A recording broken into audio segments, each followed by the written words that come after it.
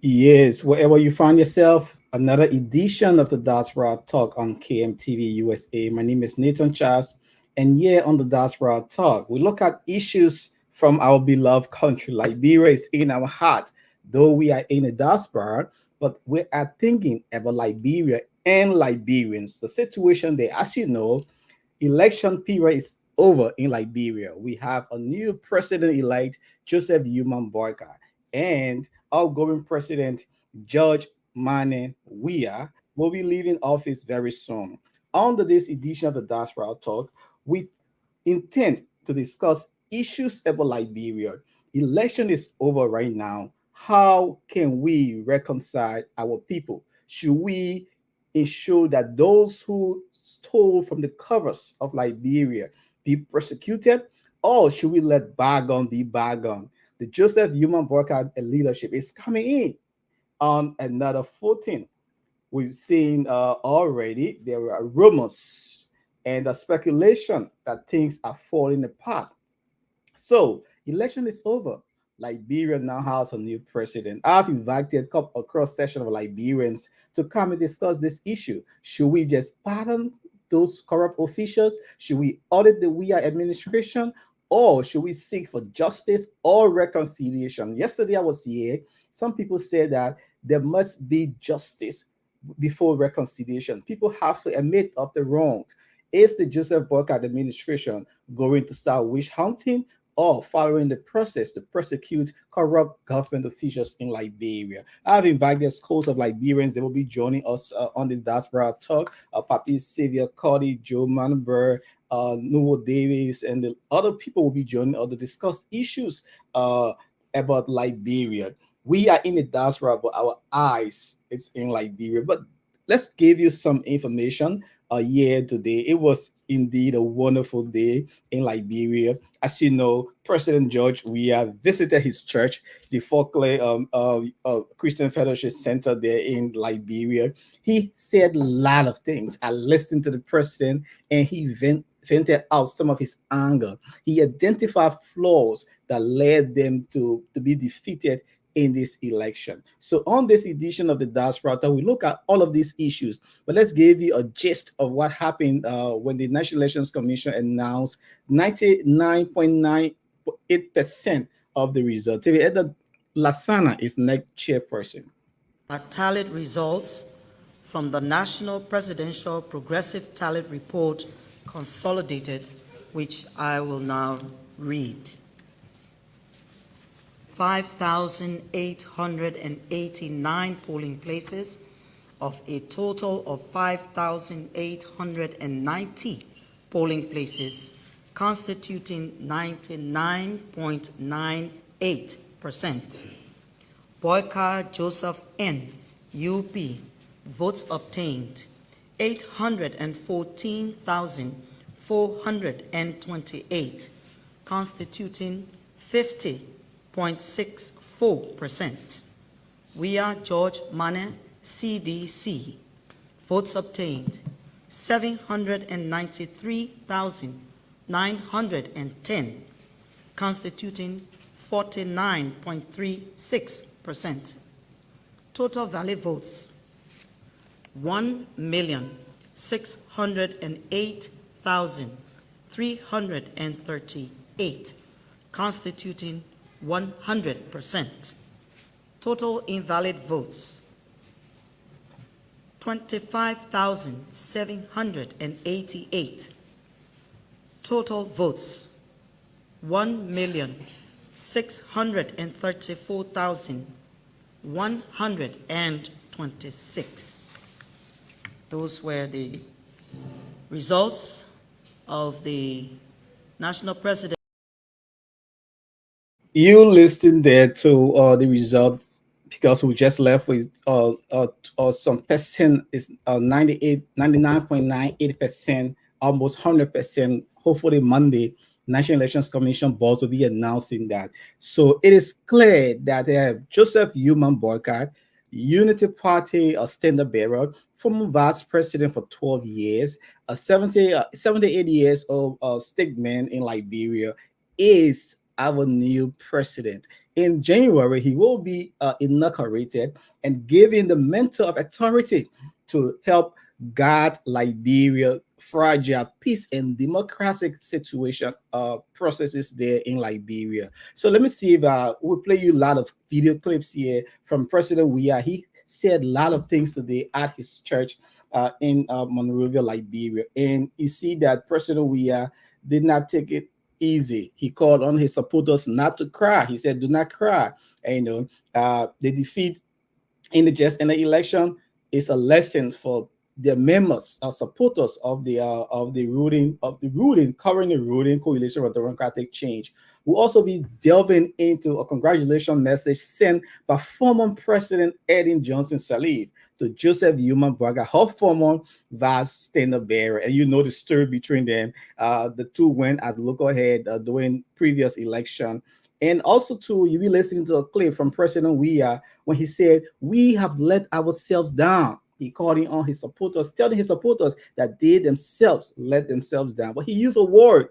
He referred to some Liberians as insignificant. We'll be playing you that clip. So let me now invite Joe Monenberg and Papi Cody. I see they are backstage. Welcome to the Diaspora Talk, Joe. How you doing? It's beautiful Sunday. I love your outfit. Think Liberia. Thank you. Thank you very much. How you doing today? How was the weekend? Yeah, fine. The weekend is okay. And thanks for your compliment.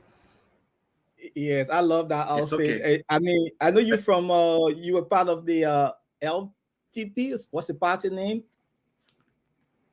Yeah. Part of LPP. LPP supported Boakai. So we all have one. So we all have one. And what's your own Gonglo, right? What's your standard bearer? Yeah. So we all have one. We all have one. It's Joe Monenberg there. He's speaking from Minnesota. Joe, welcome to the Diaspora Talk. You listen to my intro. We'll be playing you some clips and we'll urge you to give your honest opinion. This is about Liberia. As you know, I've been talking to you before, prior to election time, and we've been giving your view about Liberia. So let's see. We'll play this clip from President George. We are the first clip here. We see Papi Xavier Collins in the background. James Akwe is trying to join us here. We'll be joined by our own presenter to Joanne Prasi there in the Minneapolis area. She'll be joining us via the telephone. Let's play the clip and listen very carefully to President George. Then we'll start to discuss his comment to Liberians. Liberian, again, keep your heads up. I see a lot of people who are crying. Do not cry. I understand your effort. A lot of people dash your effort. But continue to live. Let us live the way we were in opposition when we came to power. Everything was good. And I can guarantee you that in 2005, 2011, where were you? In 10 I will still be here doing the same thing that I was doing for you. When I was in opposition, I was paying your school fees, I was paying your rent, I was paying money for your businesses. I am staying available with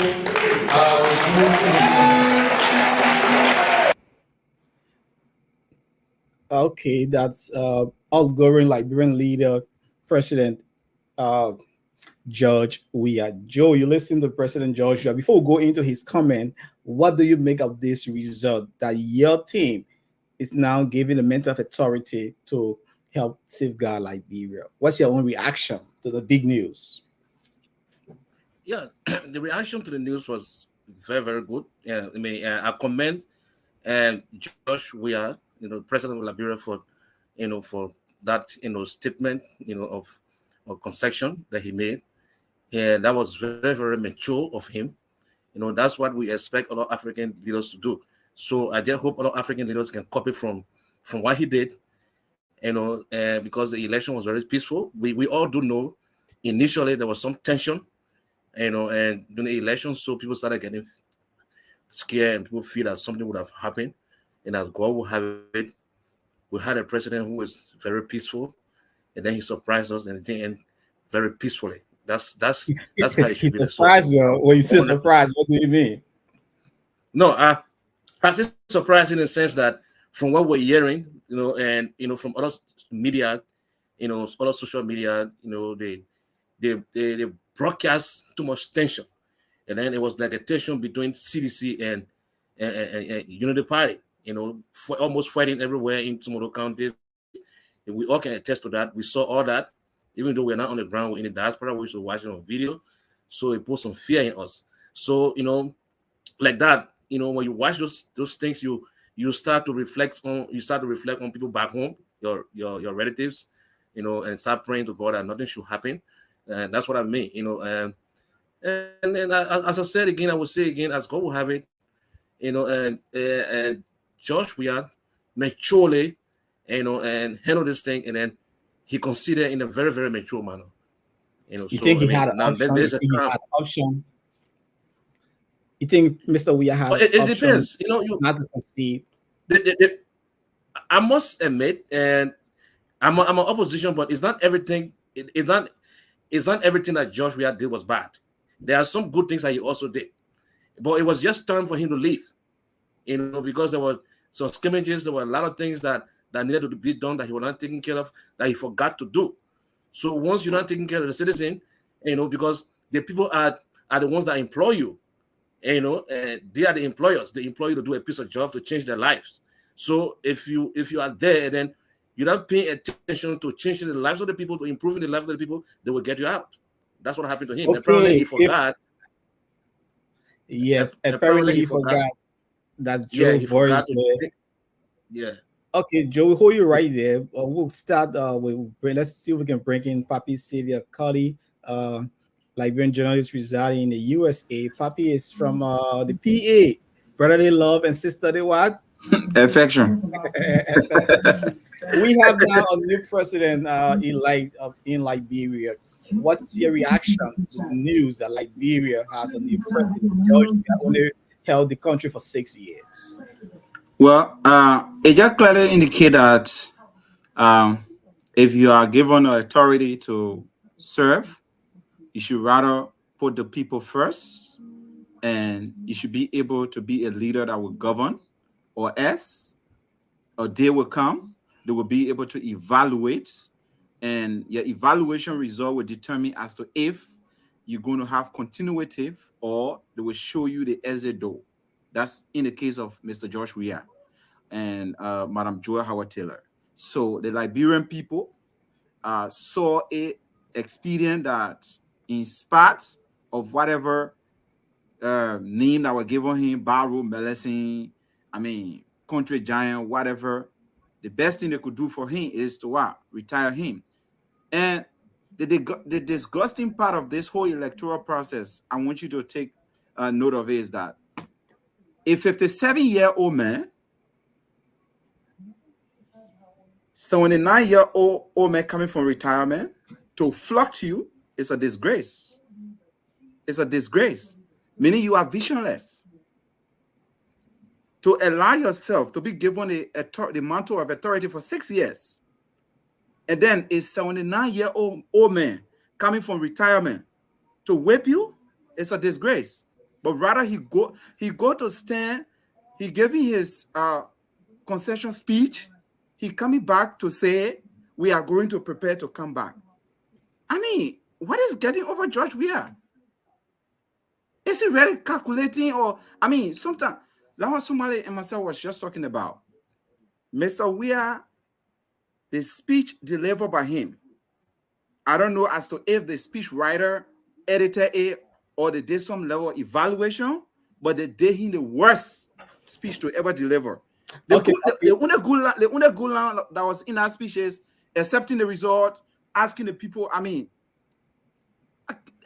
governing process of the new government has not even started, and you are already going ahead as an outgoing president to activate campaign mode. It just shows how this man is just visionless. Indeed, Papi Sylvia Colley, Joe Manbury is here. We're seeing Anthony Axel W. Jackson. He's in the background. Will be joining us. Joe, just do you want to pick in what Papi said? Oh yes, there were a lot of mistakes that Josh we had made. If this is not my first time on the show, I've been on the show before, and then when I was on the show before, and when we were campaigning, for LPP, and I was on the show with the VP and Honorable Yapablo. I think I did mention that Josh will be giving a record, from his performance. If you have your video, you replay that, you realize that I said that.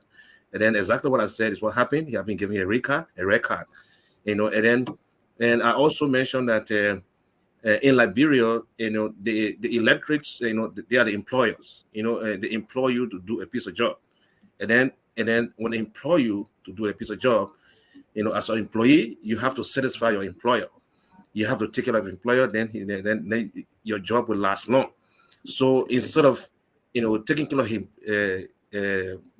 how do you call it, satisfying his employer, somebody who employ him. The Liberian people.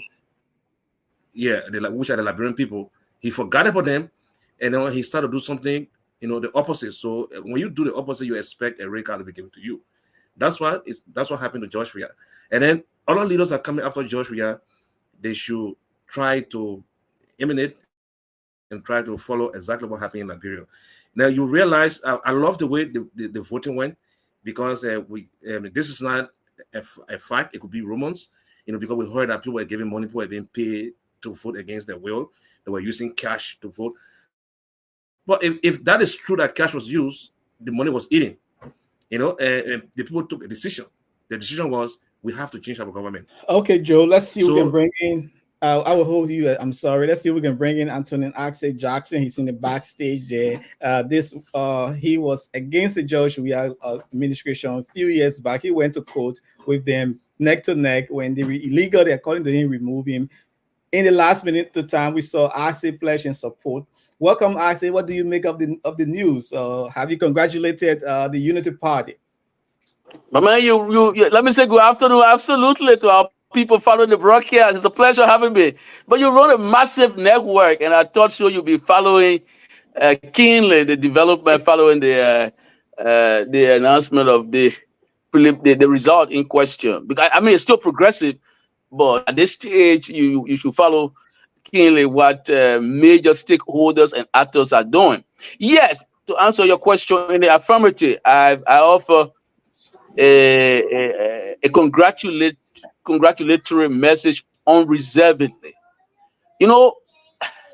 Say all that you want about President George Weah. And since I stand here to testify to some of the things, say all that you want about the man.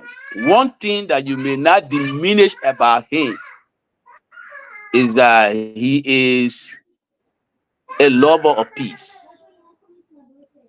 I am not unmindful of what happened to me in London. Yes, I went through some difficult times. I landed in the US.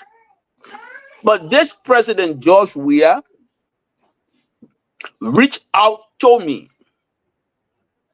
the President of the Republic of Liberia, realizing what happened to me in London, the challenges that I posed to his government, and nobody should wish anything. No president under this heaven will take a legal challenge from an individual citizen and be applauding that individual citizen.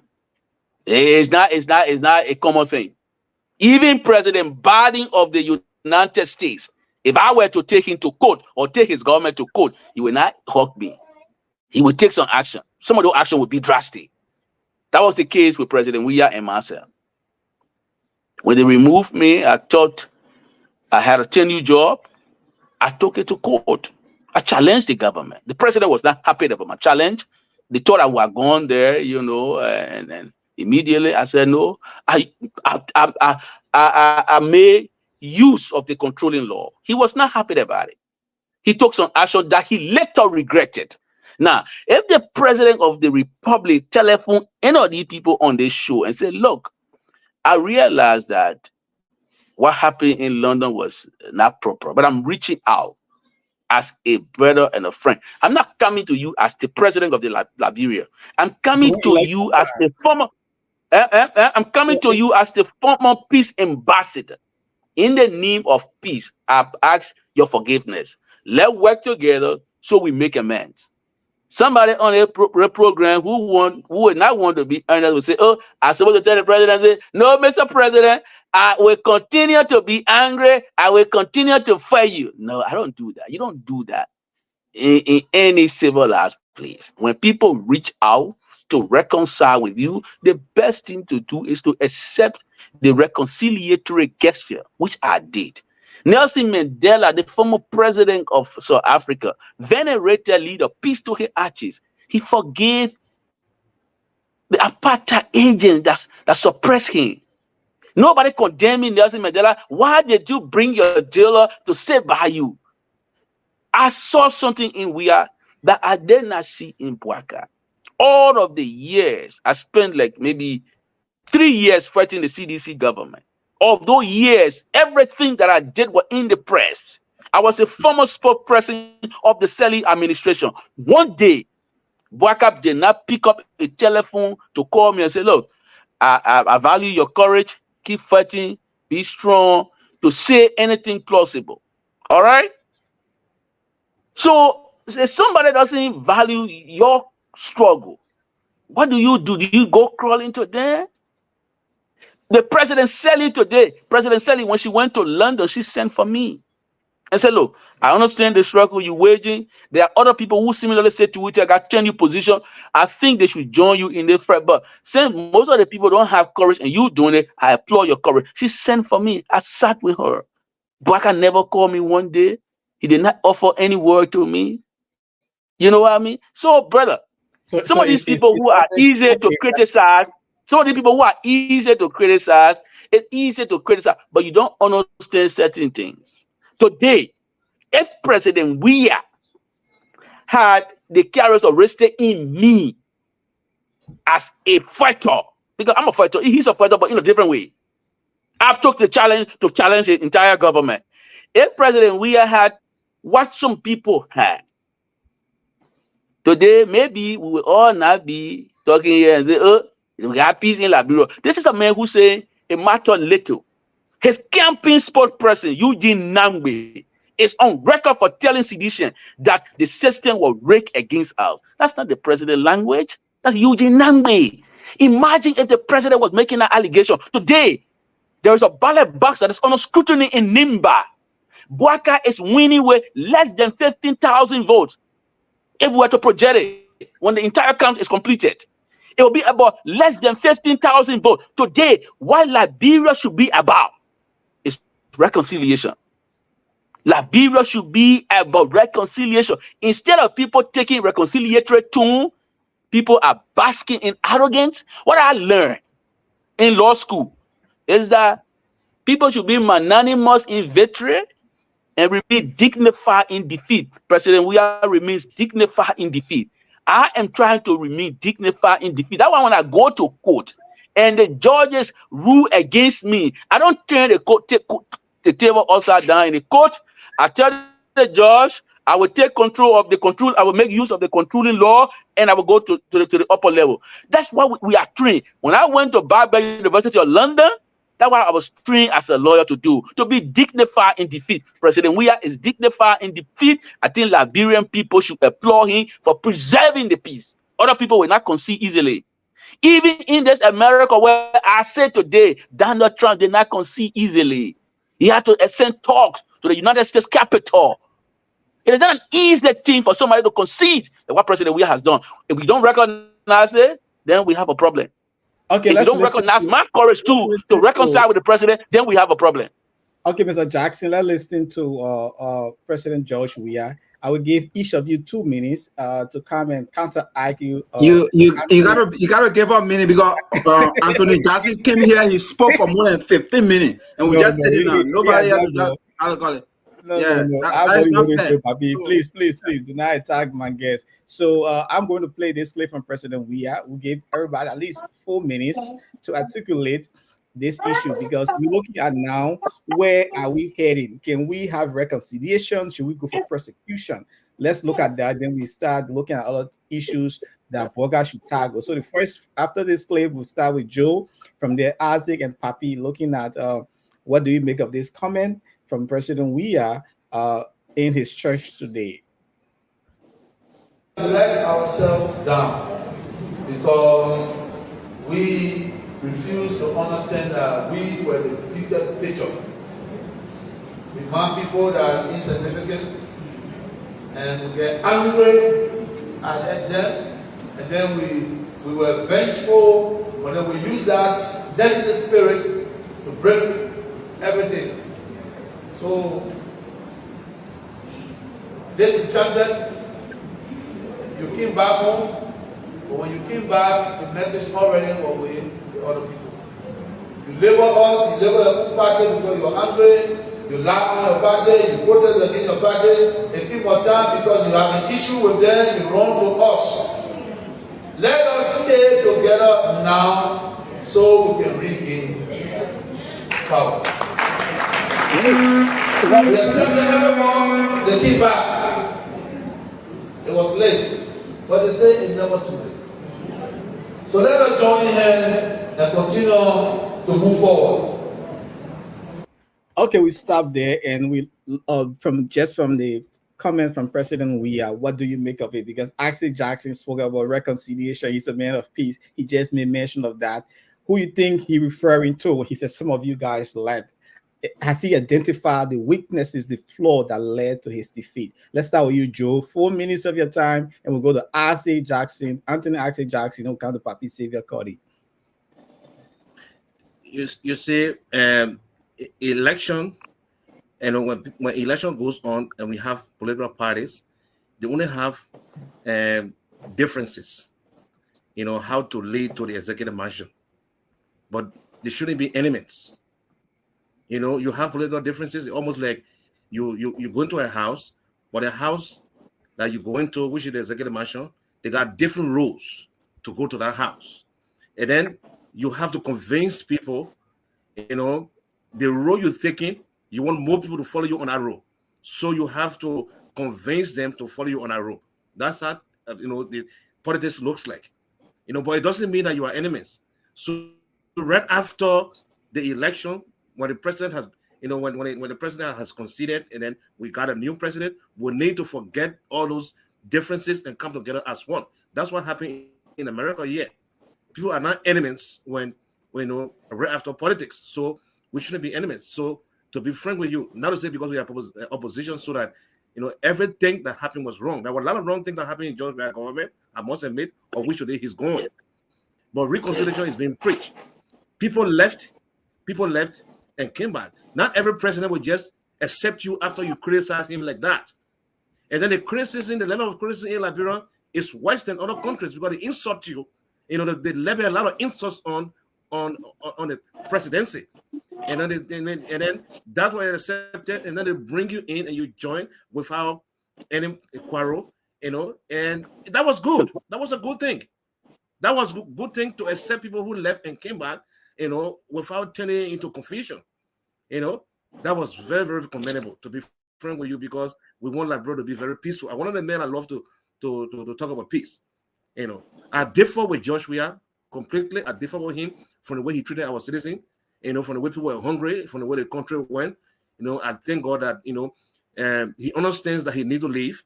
And that there's a fact that in Africa, some African presidents will not just accept first round victory. They want to force the second round. Then it was good that he accepted it, because it was just time for him to go. And he said, well, gentlemen, I have to go. And that was good. So we're looking up to Honorable Boakai to bring us the changes that we deserve. So that was very, very, very peaceful. I will continue to say over and over, I really admire what happened, when it comes to being peaceful, and the concession, the speech that he made, we shouldn't beat around it. That was so good, And then he he tried to make us understand that some of his people were not happy with what he did with the seditions. Some of them were not happy. Of course, they won't be happy. Of course, they expected him to do the opposite, and then he didn't listen to them. But he ran out to say, "Look, let's leave this thing alone.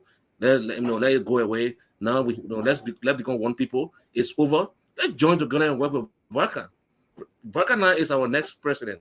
So let's look up to him. Let's see what he's going to do. Let not do too much hatred criticism. Joshua is gone. He's finished. He's no more coming back now until after 6 years. So we need to come together as a gentleman. We will make mistakes in the past. I think we realize that we made mistakes. This is our mistakes, and we don't want you, Boakai, to make them similar mistakes that we made. Because we got one country, we got nowhere to go. That's the only country we can be to put it. So these are the mistakes that we made. Show him your mistakes, and then let him prove upon the mistakes and become one people. That's what it should be now. So they all join together and work with President Boakai. Okay, thanks, Joe. Your time is out. Let's hear from Anthony and RCW Jackson Jr. Your time, 4 minutes, please. Thank you, man. This is again, we come back to the point about not losing your soul in vengeance. And if you will applaud the president of the republic, that's one credit he had. At the end of the day, he realized, even though the way he said it, that people said things, he came back. But he himself realized that, yes, there was a need to reach out to other people, to reconcile with them. So he did that. And his caution to his partisan, this is a man who is not even fighting like what the United Party people are doing, right? The United Party people are still demonstrating anger in victory. President Weah, if you play his clip over 1,000 times, people will hear what he said. His problem that he directed his anger, you will say anger, but he directed his critique at those who were partisan, who criticized it and came back to the party. He said, this time around, let's stay together. He's not saying anything demeaning about Boakai. He said, my people, some of you got vexed, you went and you came back. That even when you went, the way you criticized me, it was so strong that when you came back, people already finished seeing our daily clothes, right? Because we're washing our daily linen in the public. Now you come back, and it's difficult to bring everybody back together. But since you're here now, let's stay together. This is a man who is still trying to hold his party together, that tomorrow they can do what they lost, or regain what they lost. So he doesn't have to basically carry that vengeance with him. If we want Liberia to be progressive, to be a progressive society, some of our friends who are today still angry, even though they have won the election, we need to caution them that you don't want to become what you hate. Yesterday, you criticized we are people, they didn't reach out, the government was not inclusive, the silent people, and blah, blah, blah. You don't want to come back as the Unity Party and do exactly what you were criticizing. You don't want to become what you criticize.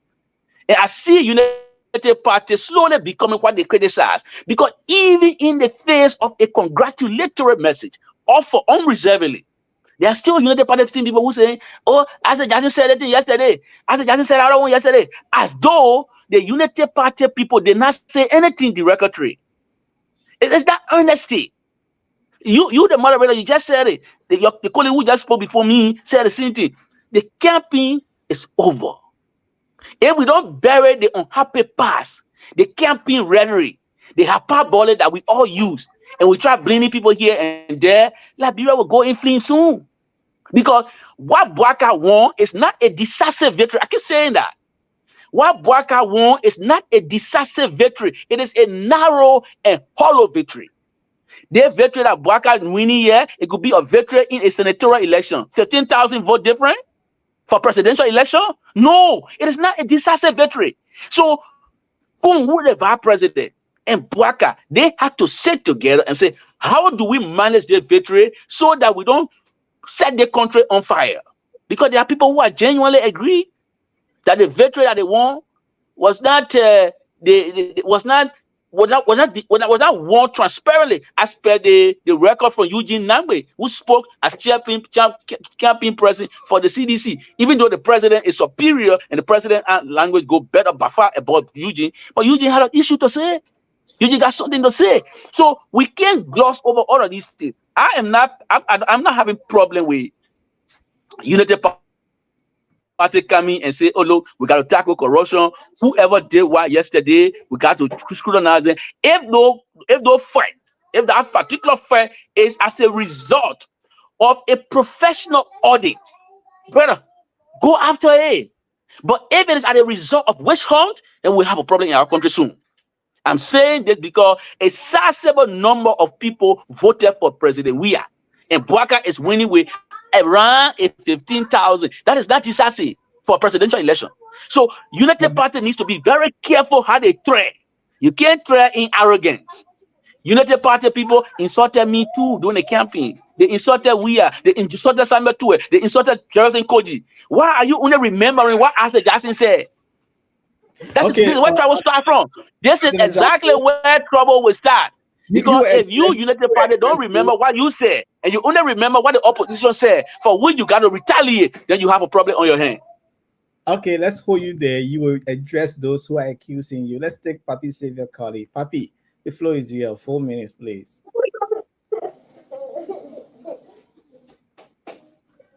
Thank you, Nathan. First of all, it's good to be here. And listening to the president, what do we go to church for? For me, as a Christian, I go to church to worship God, right? And to be able to pray to God to forgive my sins.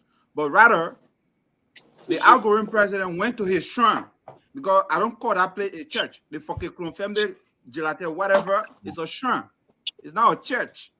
So if you go there to stand, if you say genuinely, you congratulated Mr. Boakai, and if, according to you, the narrow is, let's say the vote difference is very narrow. As the president, quote unquote, you be a peace ambassador before, let go the election matter. You go to church, go pray to church. But rather go stay in your shrine and start spitting out things that it is very unnecessary. It is just unacceptable. Another point, Anthony Isaac Johnson raised that United Party people are still going after him at this stage until the Election Commission can announce that Mr. Boakai, or the final result, Mr. Boakai is the president-elect, and Mr. Boakai go ahead to set up a transitional team to work with the outgoing president. You will expect people to still remind you of the good thing that you said. If it was please, thank you, and nice, that the please, thank you, and nice, you will hear. But if it was completely insultive, you will keep hearing it until the real governing process starts. You think Mr. Boakai going to be concentrating on what Asa Jackson said or Henry Costa or other people say about him? No, he don't bother, but rather thinking about bringing everybody under one umbrella to be able to move this train forward. And I believe, and convinced that His Excellency Ambassador Joseph Fumo Boakai and Jeremiah Kun will do far better than the quote-unquote country giant and Barrow medicine that will bring. I mean, look at as we speak. Look how we're staying with the IMF. Is it possible to correct this man quickly? The man, is it possible to correct him quickly? You're not going to how do I take away my point or my time? So in the first place, as we speak, there are a lot of situations faced with our economy as we speak. We're not delving into that. Let's look at President Weah coming right there. The statement made by President Weah in his shrine, it is purely unacceptable, but rather he should focus on how he can be able to unify his people. Whether they have issue, the church or his shrine was not the best place for him to make those statements. He should have made that statement according to him. When he announced or when he conceded defeat, he said people could go and join him at his political party headquarters the next day. That was the best play for Mr. Weah to go and make this statement. Not at his shrine or that place called church. That place is not a church. It's a shrine. Thank you, Neto. Okay, we've been joined by a diehard Joseph Boakai fan. I want to give a quick rebuttal. I want to give a quick rebuttal before you go to your next question. Here is my rebuttal. Papi is criticizing President Weah for speaking at a church and referencing campaign-related activity, even though he did not criticize Boakai. But the same Papi is trying to excuse the Unity Party and partisan under the filtered disguise that, oh, there's not a transitional committee here, the government not in office for 3 months, and so people can still criticize and remind you and this, that. Papi, how can you be this dishonest? So I can also intelligently argue, say, okay, there is not a new government in power, so you can't stop President Weah from saying things that he wants to say. Saying we stay in campaign mode. You know, Papi, are you aware that President Weah is still leading? Papi, is still guiding the country? Papi, what a President Weah is still. What's the point? What is the relevance of that point? the thing that Papi, what you don't understand, what Papi doesn't understand is when the president concedes, what other happens is just mere formalities. You know, you gotta be up there to understand the little things. For you to shamelessly argue that, oh, they gotta get transitional committee before people stop reminding people about what was said. The president had made a concession speech. We're moving the country in a forward gear. Now you can't be. Are you suggesting, Papi, that all of the people in Unity Party were saying nice thing about President Weah? Or did they say nice thing about Samuel Tue? Did they say nice thing about Jefferson Koji or Moba Molu? If we go by the parity of your reasoning, then we'll be making plan forever. But when we say the president made a concession speech, we say, okay, bygone be bygone, we move ahead. What is the value of reminding me or Jefferson Koji what he said yesterday? What's the value in that? I'll come back to you to also tell you what is the essence of you reminding the Liberian people about the narrowness of the vote. If we're talking about governance, if we're talking about how to move this country forward, then you are also my reminder is based. You ask a good question. Let me answer. You're a journalist. You ask a good question. My reminder is based on the arrogance being exuded. You know, even in decisive victory, it is an established aphorism to be what? Magnanimous in victory and gracious in defeat. I didn't create that. That intelligent people over the years created those. It is an established wise saying. When you win, you show magnanimity, you show grace. You can't be arrogant. You can't be marching around and telling people you said they were. You forget what you said too. You the party. You were not saying nice thing about we are. His Excellency Joseph Human Boakai, leader, members of his team, are not up making these statements. But rather, Honorable Asa Jackson and his folks from the field we have supported team are the one that spilling those garbage on Facebook. Of course, you guys know where. Listen, my friend. Just a minute. Let's hear from Joe. But we would like to say welcome to James Akwe, a diehard supporter of the Unity Party. I know. I used to see him on Facebook. A former journalist. I don't know if he's still in his journalism. I know he supports Joseph Human Boakai. It's all on social media. Let's hear from you, Joe. Then we come to Akwe to just introduce and tell us what he make of this his president election. Then we'll go back to you and Papi point to argue it out. Okay. Go ahead, Joe. I wanted to remind Anthony Jackson that we should stick to the topic. The video that was played by Nathan, it has to do with reconciliation. Thank you. You know, right. The election is over. So when the election over, you know, when you're taking part in election, you expect people to criticize you. You expect people to insult you. These are part of campaign. So you should accept that. So now it's over. So all the insults, you know, that happened in the past, All those things that happened in the past, they're gone. We're now talking about reconciliation. We're not trying to remind people who insulted me yesterday and what they said. Do you remember who the person said, what that person said? My gentleman is gone. We need to put a country together. All the parties need to come together at once. And even the United Party, the CDC at once, and move Liberia forward. Without reconciliation, we're discussing. We're not discussing reminding people who did what to who. So let's stick to the topic. Reconciliation. We're not asking you to but you're making my point. What they did to you. No, you're making my point. You are making my point. It is Papi who is justifying the insult. You're making my point. My point is, let's move forward. Papi is saying, let people be reminding you what you said. No, Anthony Jackson, when you started Jackson, the beginning, I'll also come back and tell you, no, Papi, tell you the narrowness. Papi, wait. From the beginning, Anthony Jackson said people insulted him, right? He said people insulted him. No. Listen. No, listen. What I said, listen. What they also did. No. You're getting me completely out of context. You're getting me completely out of context. You're getting me completely out of context. No, Anthony, wait. It was not what you should have said. Leave what happened to you in the past. Forget about it. What are you talking about, my friend? I'm not bringing anything from my past here. I'm not angry. If I was angry, I would not congratulate Boakai. But you don't understand my point. I don't know what. No, Anthony, don't cut me off. Anthony Jackson, please don't cut me off. Let me finish. Right now, we want to discuss reconciliation and say congratulations to our new president. And then what is the way forward to unite the country? That's all.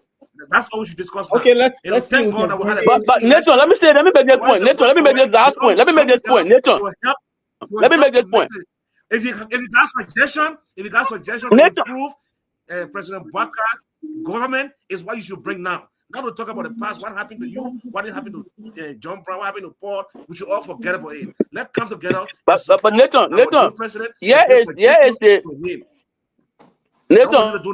the part. Let me just make this point quickly. I didn't know that how the panel are going to be, but here is the parity of my analogy. I am an opposition person, so to speak. All right. I've written, I know any of the people where they're written any congratulatory message. I'm writing a one-pager congratulating the president-elect unreservedly. And we're talking about way forward. We're talking about reconciling the country. I'm saying the reconciliation will be productive. It will be good if we all bury the unhappy past. And I use a sentence, maybe some of the words are big. Regrettably, while we're talking about burying the unhappy past and congratulating Boakai, the Boakai people, they are still angry. Anthony Jackson, today. What is the word that you use that is big? No, try to understand yourself. No, but the way you arguing now, baby, the way you arguing, it make him know that you're not understanding the point I'm making. Anthony Jackson, the way you arguing, it make him know that you don't understand what I'm saying. Okay, so let's see. I am saying in the spirit of reconciliation,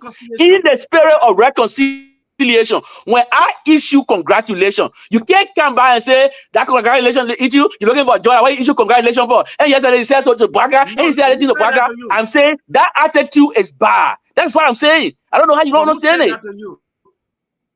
Okay, let's see. You haven't been on Facebook saying the money. All the United Party people have been saying it. Even your friend Papi, yes, sir, it's good because we didn't get in the government not elected, not inaugurated yet, and in transition. So a group of people still be reminding me that what Papi, yes, sir, you don't understand it? Maybe I gotta speak like English now, brother. What I'm doing? Papi, yes, sir, it was good, but people still remind me about what I said yesterday. I'm still here. I can still. So just a minute, guys. Just a minute, please. Please, let's just a minute. Let's invite James Akwe, a down-hard supporter of Joseph Yuma Boakai. What do you make of the news? You guys have been giving power, according to Mr. Jackson, it's a narrow win. So, I mean, let me hammer down a bit on the issue of reconciliation. You know, forgiveness and liberates the soul, and it removes fear, and that's why it's such a powerful weapon. The words of Nelson Mandela.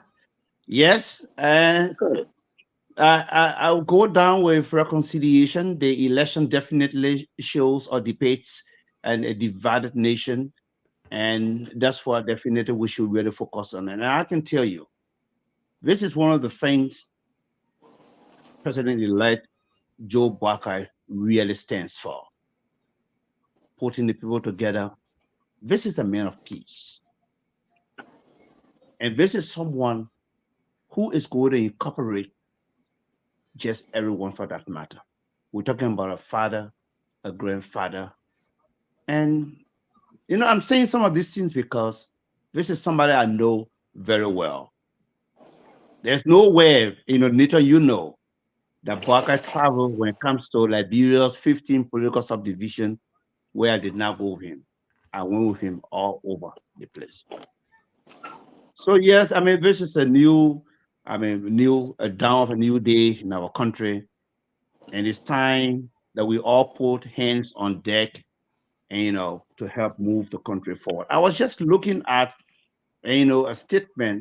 some statement that was flying around, and the United Party was quick, in coming out with some statement where the party clarifies, as false and misleading, that is going to target outgoing officials of the WIA government. The party say, definitely that, it's untrue. Though it continues, it's a fight against corruption. It's going to be firm. It's going to be heavy, but it's not going to be on the basis of targeting and anyone for that matter. It's going to be, and though it's going to be done so without prejudice, and it's going to be without any witch hunt. That's how definitely we're going to move, the country forward. This is the time to come together, and we all need, to have that hands on deck to liberate our country. Yes, to do those things and put smiles on the faces of Liberians, to rekindle hopes and aspirations and dreams. So yes, our people can begin to smile and dance again. And whether from Grand Bassa, where Isaac Jackson hails from, whether it's from Riverset, or whether it's from Nimba and Sino from the southeast, just anywhere for that matter. We're talking about a population of less than 5 million people, and so much can be done. Small country, small population. Yes, so it's time to get together and let's do those things. Okay, That will James. lift, that will lift, that will lift our country. But before I leave you, let me say this. At Radio Tamatio, there's a station in Foya called Radio Tamatio. And in 2015, I had an interview with President-elect Joe Boakai. He was vice president at the time. At Radio Tamatio, it was 2015. And I put it to him, what is it that you want to do different?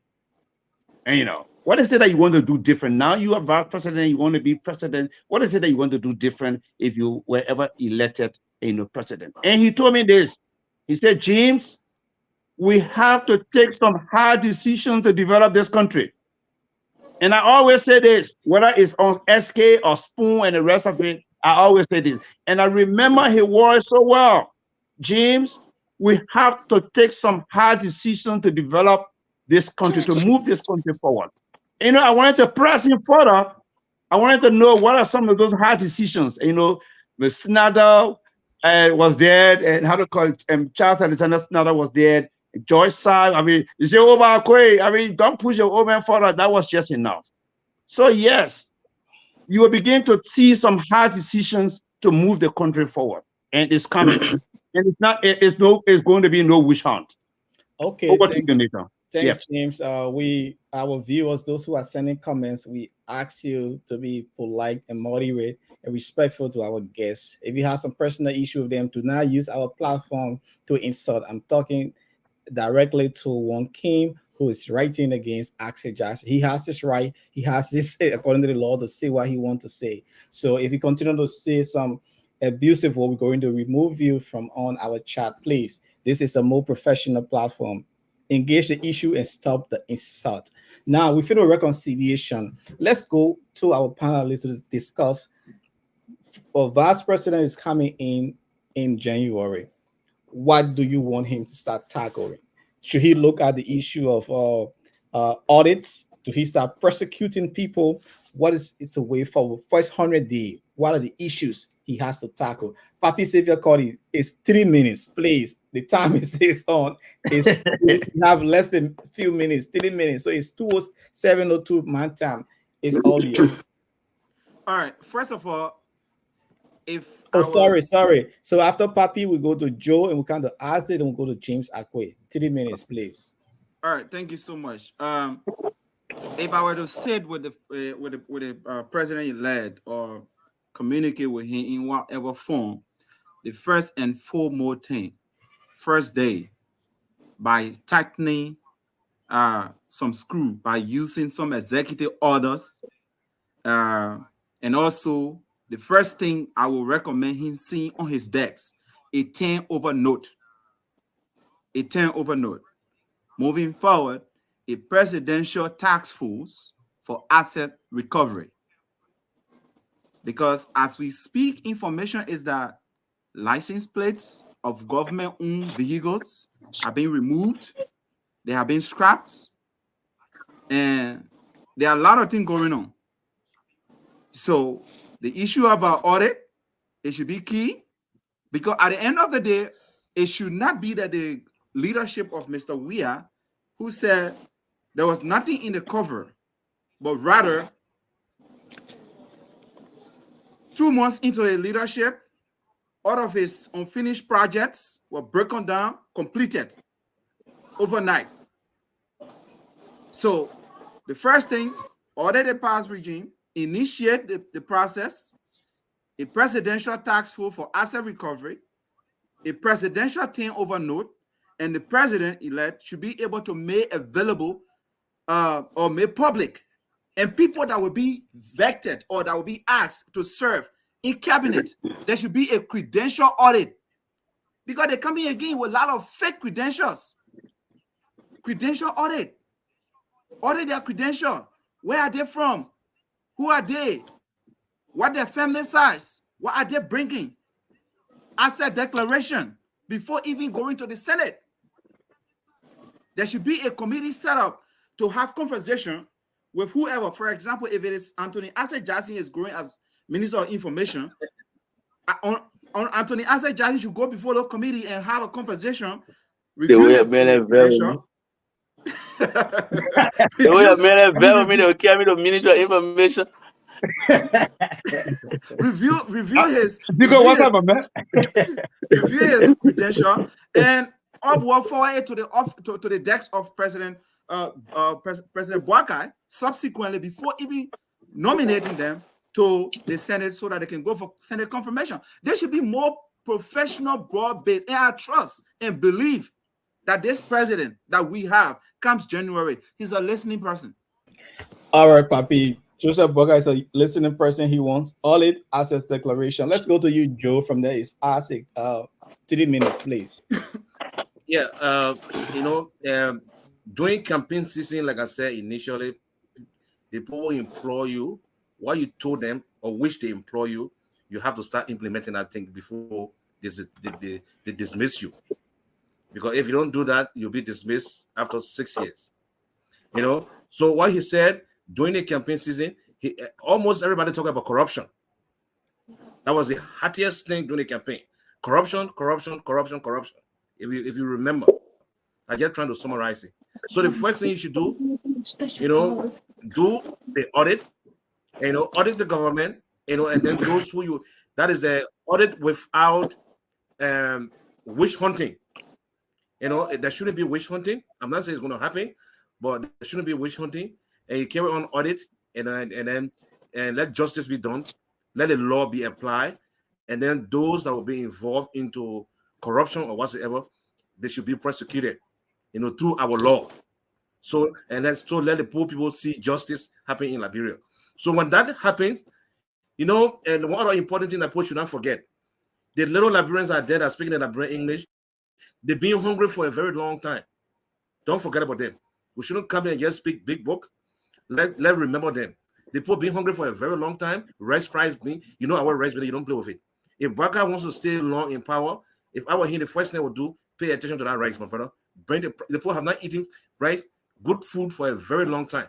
So make sure that you bring the rice price down so the people will be happy. When Liberians know you bring rice price down, when everybody start eating rice, they will forget about you. You'll be like Tottenham and stay there for so many years. But if you forget that one and you start speaking people book and start doing other things and forget the Pope rest price, they won't listen to you. Bring the people rest price down. You know, when that happens, there will be a very, very good government. People may overlook this, but it's very, very good. You know, after the audit, the poor rest price, all the prices, bring them down. Civil servants, revisit them. St. George government, the people, a lot of them, they haven't taken pay for a long time. Let the old men come home with plastic bag for the grandchildren. So when those things haven't been happening for a long time, so the country have been institution. That's why let George to go away. So if you overlook and you throw him behind you and you start doing other things, I will see problem coming. They will start to complain. So put it first, put it before you. All right, Joe. Happy. All right, Joe. Thank you. Your time is out. He's Joe Manenberg. Let's go over to Anthony Axel Jackson. 3 minutes, please. Yes, you know, Akwe has been my longtime friend and professional colleague for countless years, and I like Brother Akwe so very much. Thank you. He talked about how the vice president has promised to take some stern decision. During the campaign season, people make these. No, I was referring to an interview with him. That was in 2000. Years back. Yes. That interview, it was a good interview. And I think what the president-elect needs to do, to go back to that interview and match his words to action. I'm not too sure Liberian people will get angry if he were to take an earnest, decisive action. So it brings me to the issue of fighting corruption. If the president is going to fight corruption, which he should do, then it must be carried out even-handedly. It must be carried out based on a professional audit report. Because you want people to see you doing the right thing, but you gotta, like in law, we say, it is not just enough to do the right thing. You must be seen doing the right thing, right? So that means audit reports that have problem with some of the officials in his ailing government, he needs to look at those. You can't only fight corruption and pick up upon the CDC people alone. It will not send the right signal. So his fight against corruption will be to holistically look at all the reports, those that are professional, he pick up upon them. Then people will say yes. Because to show that you are an earnest father, an even-handed father, you got to set example on your own. If you punish your own child, people in the neighborhood say, oh, that might not easy. It'll set example on your children. But if you don't punish your own children and you go after other people's children and say, oh, he's a wicked man, and you don't want to be seen as a wicked man so early, that's the first thing. The second thing that Mr. Boakai needs to tackle is he has to eschew, he has to avoid tribalism in the government. He has to avoid nepotism in the government. It has to be a government of inclusion. Everywhere around the world, democracy encourages inclusion. And the reason why inclusion is critically important to democracy is when people do not have anything at stake, they don't attach value to it. If the man is not part and parcel of what you're doing, he doesn't care. He will start advocating all kinds of things against you. But if he's a part and parcel of it, it will be difficult for him to bring anything and try to advocate things against you. So the government, considering what we now know, the victory that we now see, which we all agree is a narrow victory, it has to border on inclusion. If you exclude other people only because a unity party has won and that only a unity party people get clever people, you will make mistake. This is some of the mistake that CDC made. They don't recognize that, oh, there were other people on the other side who brought brilliance. For example, some people say, oh, as a Jackson created our president, he's staying in London, you just bring him back. They didn't know that Isaac Jackson was promoting Liberia in London. You understand? The president has to now forget what happened during the campaign period. People said things. It was campaign rhetoric. He has to now focus and say, look, It doesn't matter what you said yesterday. If you got the credential to serve your people and you have an earnest pedigree, let's bring you to see what you can do. If President Boakai does that, a government will be progressive. If he doesn't do that, then there will be a problem. The other issue which I think Papi has said, and we now want to repeat, is the asset declaration thing. The asset declaration thing is what? It's the earlier stages of transparency in government.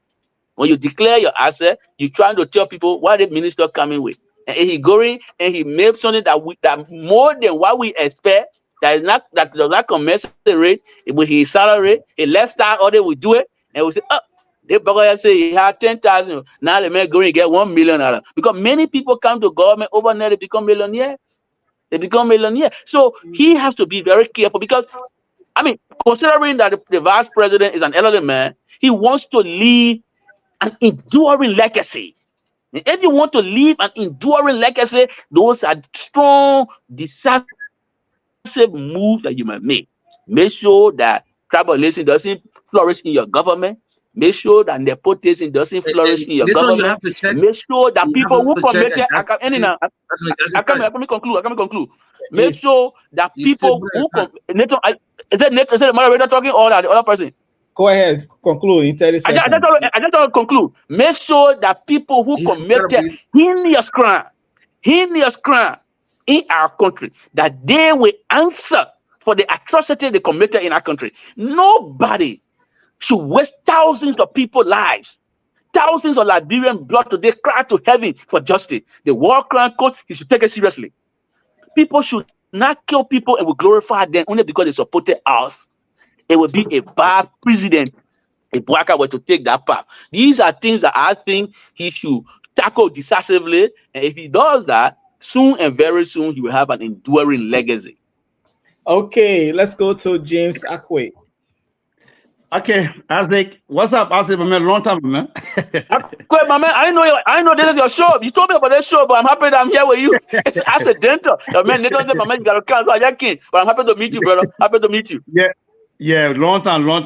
But man, don't worry, I come in Minnesota there. I mean, we'll chit chat and rest of it. Yeah, but I got my juice with green juice. With green juice. Yeah. Okay, but Isaac, Isaac, I'm happy, that Isaac Jackson, the former deputy information minister there, at the information ministry, I will call him the Fireburn, the Fireburn deputy information minister there, can begin to point out some of the errors of the CDC government, even coming down on him when he was serving there in that London, and the rest of it. Yes. So Isaac, rest assured, talking about government of inclusion, don't be surprised to see the likes of Isaac Jackson and others called on board, So it's not going to be tribalistic, trust me. Even when he was serving as vice president, if you check in our office, the only man in our office who came from Foya was George Sy, the press secretary. The deputy Bill from Nima. So in our office, that office was my office. I was in that office every day. The only person who was working in our office from Foya. As I going back to London because the man are there. The only person who was working. Leave me, papi, leave me, please. I beg you. Yeah. No, so the only person who I was always in that office every day. Everybody. Let's go to what you want Boakai to do. So the thing is, tribalism is rooted out. Maureen. Yeah, Maureen work in our office. She's from Maryland. So yes, what I said that I want Boakai to do. Yes, I mean, forensic audit, and I already read. Went through a particular release there from the Secretary General of the Unity Party. Amos Stewart. And these audits will be done without prejudice. These audits will be done without witch hunt, and it's going to be intended, to set the record straight, to set precedents. That when you come to power, hey, you need to be careful, do the right thing, and get out of public money. And it will also be intended to set the record out there straight and to send a record out to the international community that this is a serious government. This is a government that the Liberian people definitely want. So yeah, we are doing those things. that will bring smiles on our faces. So we want you to also take us seriously. So I mean, that's how assistance definitely will continue coming, because people around the world will not begin to give that money and punch in the money and see people stealing it. That is not going to happen in the Boakai administration. He has, I mean, as acronym arrest, and we're talking about agriculture, he's going to look at the issue of agriculture, and that will include rice and the rest of it. Roads, those are things. He even earlier said, roads. You can't be going to the southeast and passing through Maryland and the rest of it. No. Under the Boakai administration, trust me, that will not be done. The issue of sanitation will be strongly tackled. Tourism and I mean, healthcare and the rest of it. Those are things definitely the Boakai administration is going to hammer down and look at very seriously, so that yes, this is an administration. You saw the thunderous tears of joy across the country. Yes, what that signifies is that, look, we know that this is a government that will do well. This is a government that will engage massively in the issue of decentralization. I listened to the former when he served as vice president, when I was with him in Sino, you know, when he was talking with some chiefs, you know, and he made a statement. He said, what can we do to encourage more teachers to come on this side? What can we do so that teachers here in the Southeast will not have to go to Monrovia to encash a check? What can we do to encourage more healthcare workers to come here? So those are things definitely that I know that the Boakai administration is going to focus on. As I said earlier, it's going to be a dawn of a new day, a new opening for that matter. I'm talking about, I mean, new eye opening that will see the country there at the top. Liberia has gone all-time low. Hey, do we not want to look at? You got 30 seconds. I think the time is out. Yeah. So yes, I mean, the son of Osanga. We are not saying that there will be a quick fix to issues in the country, because the country definitely have been damaged and destroyed. I mean, under this administration, but people will begin to see sincere, genuine, and honest steps to move the country forward. And the likes of Axel Jackson definitely this is something that they will welcome, and they say, hey, yes, this is something realistic and genuine. Nito? Okay, thanks so much. Let's say thanks to all of you guys for giving in your input about reconciliation and what do you want for the Joseph Boakai administration to tackle. We'll play you a few clips from the Coalition for Democratic Change, CDC. They are calling on all the supporters to turn up tomorrow to have an engagement with the president. Jefferson Kochi spoke at that gathering. We'll play you that video. When we come back, we'll look at give everyone 3 minutes again. We'll look at what George Weah administration missed out on for the Liberian people. Okay. So you can identify them. But let's play a clip here from the CDC party headquarters. They are still celebrating.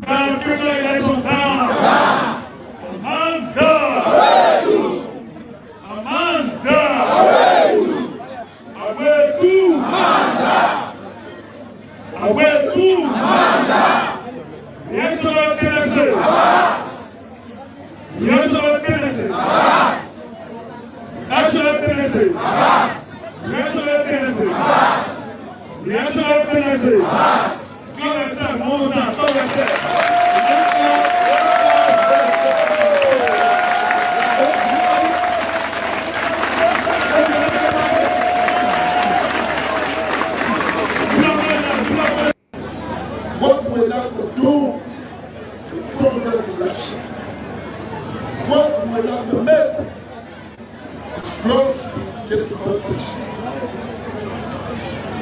What to say to you, and when to these processes, we will have the soul, one purpose of winning. God said, thank you to all who participate. I've come to give you a message. And we also would like to see you. What to most of you who pretend to be partisans, who are marketing false rumors about messages like that as this. Like you said, when they read word, we want to say that is false and misleading. Do not mislead our partisans. No point in time. There are issues in Lima County. There are issues. And those issues have been flagged at the rightful authority. We also want to tell you we have issues in Grand Crew. We have issues in MGM. Those issues will be pursued to the court.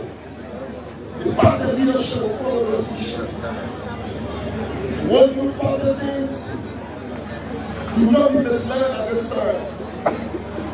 There are people who will pretend to be partisans, who will come to you and fill you with misinformation, and which to misrepresent the solution. I will say to you, fought a good fight. Listen to those who will provide direction for you. Okay, Jefferson Tamakochi, the city mayor of Monrovia and also the SG of the Coalition for Democratic Change, they're speaking to his supporter. And tomorrow we are understanding that President George Weah will also meet with them and to have an engagement with them. But let's look at, as we wind down this interview, time is fast spending. We have more of this discussion as things progress with the Weah government urging out and the UP government coming in. What the George Weah administration missed out on for the Liberian people. Joe, let's start with you. From there we go to Akwe, Anthony Jackson, and Papi Xavier Cuddy. 3 minutes. Yeah, Joshua, is like I said, I will always repeat myself because this is very important, and the citizens are the ones when you are elected, is the citizens are the one you put your attention to. They are the one that will keep you in power. Joshua's attention was not on his own people. He forgot about the employers, those that employ him. When you forget the employers and only think about yourselves and only think about your partisans, you will have problems. That's what happened to him. So people in the interior did not have access to good drinking water, and then civil servants were overlooked, and then there was no in the hospitals, there was no medication in the hospitals, and a lot of other things happened. So people go to JFK and then imagine there will be no medication. A poor person who doesn't have money go to JFK, for treatment, and then they will begin giving prescription to go across the road to the pharmacy to go buy medication. And that person doesn't have money. When you get a medication, they pay for the prescription, they just take it home because there is no money, because civil servants were not paid on time. All these things are things that Joshua overlooked that brought him to where he is today. So this is a question, and this is something that shouldn't be overlooked by Boakai, by the grace of God, so that he can have a very good government. Pay attention to your employers. Pay attention to the citizens, those that put you there. Give them that good attention. I will repeat myself because I know what it means for Liberian people food. And then besides that, our youth, there was no program for the youth.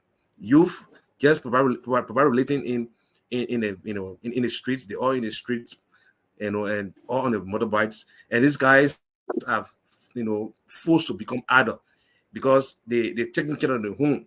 They go and ride bikes, and then bring money home for their dad, and the mom and the rest of the people, because dad is not working, the mom is not working. So the little child goes home on the motorbike, 17, 18-year-old child go, so he becomes a breadwinner. So he becomes adult by force. That is not something that he wants. He forcibly becomes an adult, so all those things were not taken care of. So you see almost 50% of the youth all in the street buying motorbike. That is not a good sign for Liberia. These are the people that are going to replace people tomorrow. If Joshua leaves tomorrow, you need those people to replace him. So there should be a program. Like Boakai coming now, you should give the youth attention. Bring some program that will keep them busy. That will say, I have to go to school today. I think let me just, if I will even ride a motorbike, let me try to go do something hands-on. Technical school, hands-on. Because right now, some people are grown up. You can't say that we will start high school again, 6 years ago. They're grown up. Somebody who's 25-year-old and the person not even in 9th grade. What do you expect? You want to go start 9th grade, 8th grade again? when will he finish high school? So you need to bring some technical schools, hands-off things, so that the man finish, he able to use his hands to work and get money and bring food on the table. So I will propose that to President Boakai for his government to be a very good government. Don't forget those youth. Bring hands-off government, hands-on. Let them be able to do something with their hands and make money. Don't be too technical to say, look, you have to go to high school, you have to get it. If you go to high school and do math, science, study, and English, and you graduate from high school, what do you know? And then you're already 25 years old. You don't know anything. So if the government can bring some technical thing that we do something with your head, somebody who is 25 now as he's getting in power, the person not even in 7th grade, 25-year-old, and Boakai coming to power. So you need to bring something technical for him to do a hand so that he can feed his children and give something to his wife. Instead of saying go back to high school when you're in the 6th grade and you're 25-year-old. So I would recommend technical schools right now. To help the people. The people need help. That's why they put you there. I know President Boakai can do it. He would think about the people. Don't overlook those people. Josh Weah made that mistake. They train all in the street. I bet you they got some 30-year-old people. They're not even in 5th grade yet. They ride motorbike. Yeah, when you check, you will see them. So we need some technical schools. Honorable President, if you're listening to me, bring on technical schools so that people can do hands-on to make some money. On the table now. So. For example, you got those. Let me give you a simple example. Simple scenario. 30 seconds. Few seconds. We go, I think somewhere in Ghanansville. You got people there making furnitures, right? They're making furnitures. I don't know which part of Ghanansville, somewhere there. They make a lot of furniture, chairs, tables, and whatnot. And then the guy who was there making those beautiful furnitures made in Liberia, you can use that guy, open a technical school, use that guy to be somebody who will be training some youths how to make furnitures. So if that guy trained 50 people in 3 months' time, those 50 people, when you empower them, they'll have the 50 shops. And they'll be bringing money home. And you see, they'll start bringing money home. So when you concentrate on that, I just simple example I gave, you'll see everybody will get something to do instead of going in a classroom to learn math, science, study, and English. When you come, you don't know anything in your head. I'm not trying to condemn our educational system, but it's lit for some people. So technical schools should come so it can help. That's my suggestion. If you're listening to me, it will really help the country. Thank you very much, Joe. Right. Let's go over to our next panelist. James Akwe. Okay. Yeah, so I'm asking the question, what is it that the CDC government really missed out on? Yes. I will crown it up to say, a complete disregard for the Liberian people, a complete disregard for those who really, saw him or saw the CDC as being Messiah. Nathan, you and I work at LBS, and we just before we came to power in 2012, 2010, you saw thousands of Liberians walking around from where? From Freeport to the party headquarters, from Painesville to the party headquarters. What is it? Why do you think people did that? People did that because they wanted an alternative. They wanted a movement, or they wanted an action, or they wanted something that would work in their interests. Something that could bring smile to them. But the CDC came to power. What did we see? We saw medical facilities, medical centers completely empty. Generator being up, the hospital is down because the generator is not down. I've had tons of interviews with healthcare workers in Grand Bassa County where the same medical equipment is being used from one patient to another because they don't have the supplies. Because they don't have the supply. So we saw that they forgot the people completely. Promises they made to the people, they were not even able to make up to 10% of promises they made to the Liberian people. Imagine promising coastal highways and flying helicopter to go to the people. Oh, leaving the country for 40 days to watch World Cup. appointing a Nigerian to serve as head of the Anti-Corruption Commission.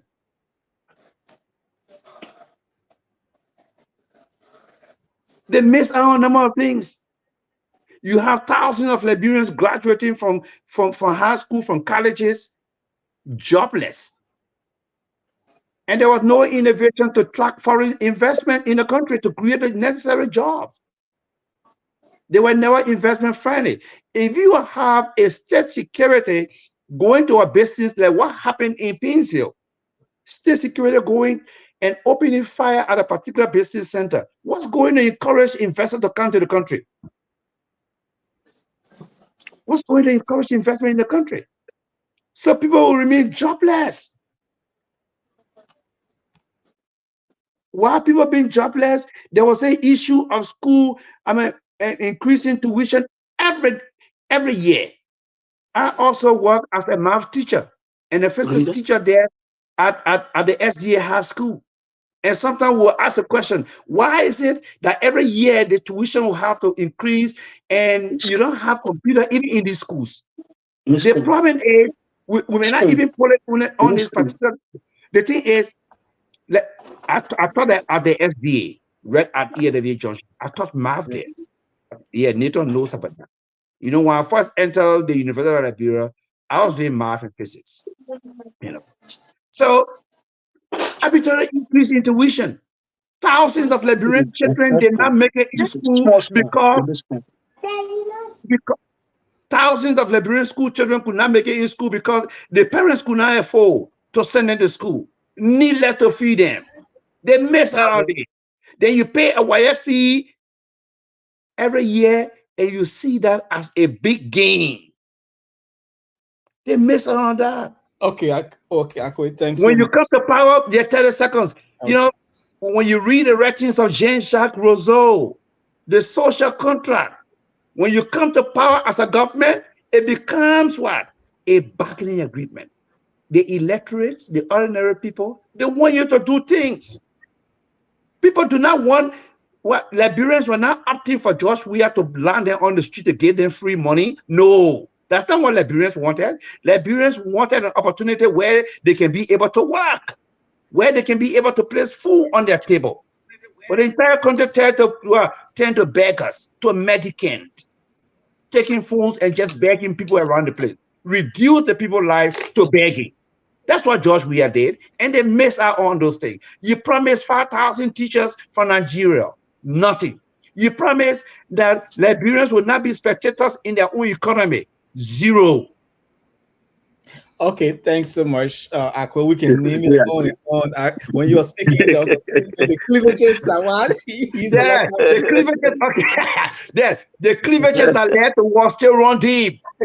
He loved how terrible. Yeah, you know, whenever I read it, I was saying the cleavages that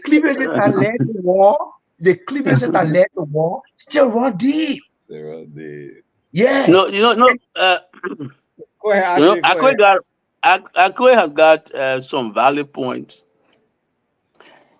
You know, for me at this stage, I want us to be forward-looking. Yeah, I see Nathan. Let me just squeeze that in finally. I see Asa Jackson. How Asa Jackson was humiliated. Yes, the way Asa Jackson was treated. It's not only because I see him as a brother. And guess what? Asa Jackson was treated for a rapist who is languishing beyond bar. Yeah, but I mean, you know, comrades, colleagues and friends. I mean, you know, the thing is, the manner in which I was treated was not good. So the president recognized that and extended an apology. I think that is behind us. I think we should be. It doesn't matter when the apology came. At least apology was offered. There are some people who are so arrogant that they will not recognize they made mistake. You know, so. That we are sitting here and having I wish similar apology could be rendered to Cabinet Janet. Yeah, to Jackson his time. Yeah, I wish similar apology could be rendered to Cabinet Janet. Obviously, I hope they will do that. I hope they will offer or they will reach out to Justice Janet. But Justice Janet, you know, there are some people who will take the airline. He's a respectable statesman. He supported Ambassador Boakai. So the apology now may be a little belated, but it's always good to tender in these these apologies. What I would say at this stage is, but I mean, he had a choice to do that. I mean, for me, I would support Cabinet Janet on move to support Ambassador Boakai. Absolutely. Look. Let me tell you, Akwe. Yeah. Akwe, let me say this. Let me make my. I had this conversation with Brother Abraham Dode, and I will make it public. He's called me as a friend and was saying to me, because we all supported Kumis. I said, look, my man, they run oil is critical. From the local things, brother, I will go back away. I already announced, and some people causing me. So I said, dude, I said, look, brother, at this stage, we all got to look at certain things that will move us or endear us to who we support. I am not going to be one of those people who will criticize you for supporting Boakai. I will not do that. And I've never criticized anybody for supporting Boakai. I welcome Justice Janet's support to Boakai, Dode, and other people. Even family members of mine supported Boakai. My wife from Lofa, so if she's from Lofa and Bombay, she was very sympathetic to the Boakai case. The only reservation my wife stated to me, you got to pay direct to me. You got to pay direct to me from Lofa. The woman is from Lofa. Yeah, but let me learn my thought. The only reservation she stated that she had concern about was the way Prince Johnson was overshadowing the campaign. That was her only reservation. But she was 100% Boakai person, even while I was supporting Kumis. So I mean, I don't disagree with people for the choices or decision they made. Because when you make decisions, you live with the consequences. That's it. We should be forward-looking. We are here today because did not do well. Has he done well? The people are going to endorse him. They are going to carry him. What I would encourage Brother Boakai, Ambassador Boakai, to do at this current stage, to endear himself to the Liberian people. You need to focus on creating a viable private sector. I'm not too sure the CCC did not do much with that regard. So we are. But I mean, when I'm making these recommendations, it is indicative of the shortcoming of the CDC, right? I don't, if I say create a viable private sector, I mean I'm just in reverse saying CDC did not do much on that. I mean that's the context in which I now speak. So he needs to create a viable private sector. He needs to get Liberian back to work. There is no dignity in people begging for handout. There's dignity in earnest labor. That's why when I came to America, I was shocked that people do all sort of work. Why you got a demeaning work, but they're proud to do it because they get just compensation. So Liberia should copy that. Bring some dignity in labor. Don't make any job to look so so meteor that people say, oh, but I got a job and not dignified. Every work you do, Nelson meant that I don't know about how you call it. That's what I refer to as hands on. So we need to invest in that. It was Martin Luther King that said, look, if you sweep people, you must sweep the street so well that people will find beating path to your door. So we should put value on this kind of low level job there for people to do it. The other thing I would say to that, I think we didn't focus on. Somebody talk about the motorbike thing. You see, we can bring some orderliness to that whole motorbike thing. I've gone to other parts of Africa where the motorbike riding system is encouraged, but it's color coded. All right. So there's a little bit of order. So he said, look, motorbike may not use the main street. Those that are running in Kawa may be at Kawa Junction, and they will carry this kind of color. So those little things that will make Liberians to see that, oh, there are changes coming here now. You know what I mean? There are changes here because the motorbike people, they're not coming all over the place. They're not causing traffic congestion. They're restricted in a place. In fact, they get color. When you go, you see green color, you're going Kawa. When you see red color, maybe you're going pink. When you see brown, you see that kind of system. The Minister of Transport has to do some serious work about that because sometimes it's just people just all over the place. We got to find a way to work on it. I don't think the CDC did a lot on it, but a viable private sector will be good for our country. People need to get back to work. And that was one of the things that I supported, promised to Liberian people. If he had taken power, the first thing he was going to do to invest in the private sector to create jobs. Liberian people need to go back to work. We don't want to create beggars. We want to create people who, can have disposable income. The other thing that we need to do to create a viable private sector, a viable economy, is the what? The respect for the rule of law. Everywhere around the world, you cannot have a viable economy, right? A functioning economy in the absence of rule of law. When people come to your country to invest, they want to make sure that when they put their money there, the money will be what? Safe, secure. That if somebody be shotgun and eat their money, they will go to court and get fair judgment. We need to strengthen the rule of law, and you can't run this country in the absence of rule of law. So these are little things that I think Mr. Boakai needs to invest his time and energy in, so that he has the legacy that he desire, that he really, really want. Because I'm not too sure whether he may be able to go 2 terms, which is 12 years. So he needs to get. I mean, you got to. You got to hit the road running. He has to hit the road really running if he wants for people to remember him for doing real good things for the Liberian people. Those are suggestions I think we can make at this stage, but we beat on the CDC enough now. They love, no need to be beating on it continuously. We just need to be forward looking and push the new administration, press the new administration, keep their feet to the fire so that they work for the Liberian people.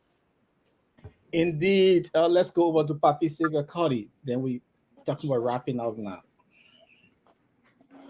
All right.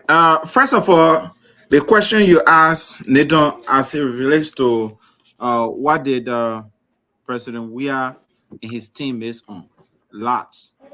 The first and foremost was about forgetting about the very same people, or the same people that were in the jungle that voted them, that struggled, printed their own T-shirt. There were no opportunity provided them.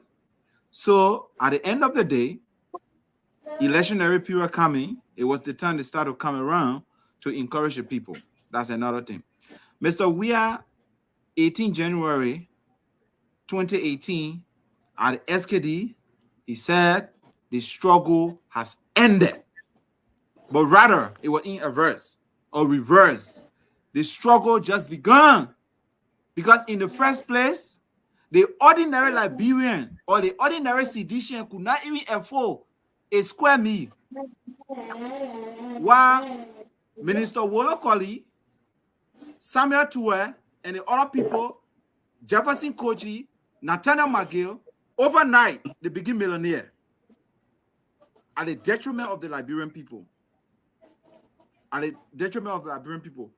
Instead, the promise that Mr. Weah made, you are not going to be spectator in this economy or in your own economy. Rather, they were not only spectator, but rather they were in fact sitting outside of the fence, begging to be spectator.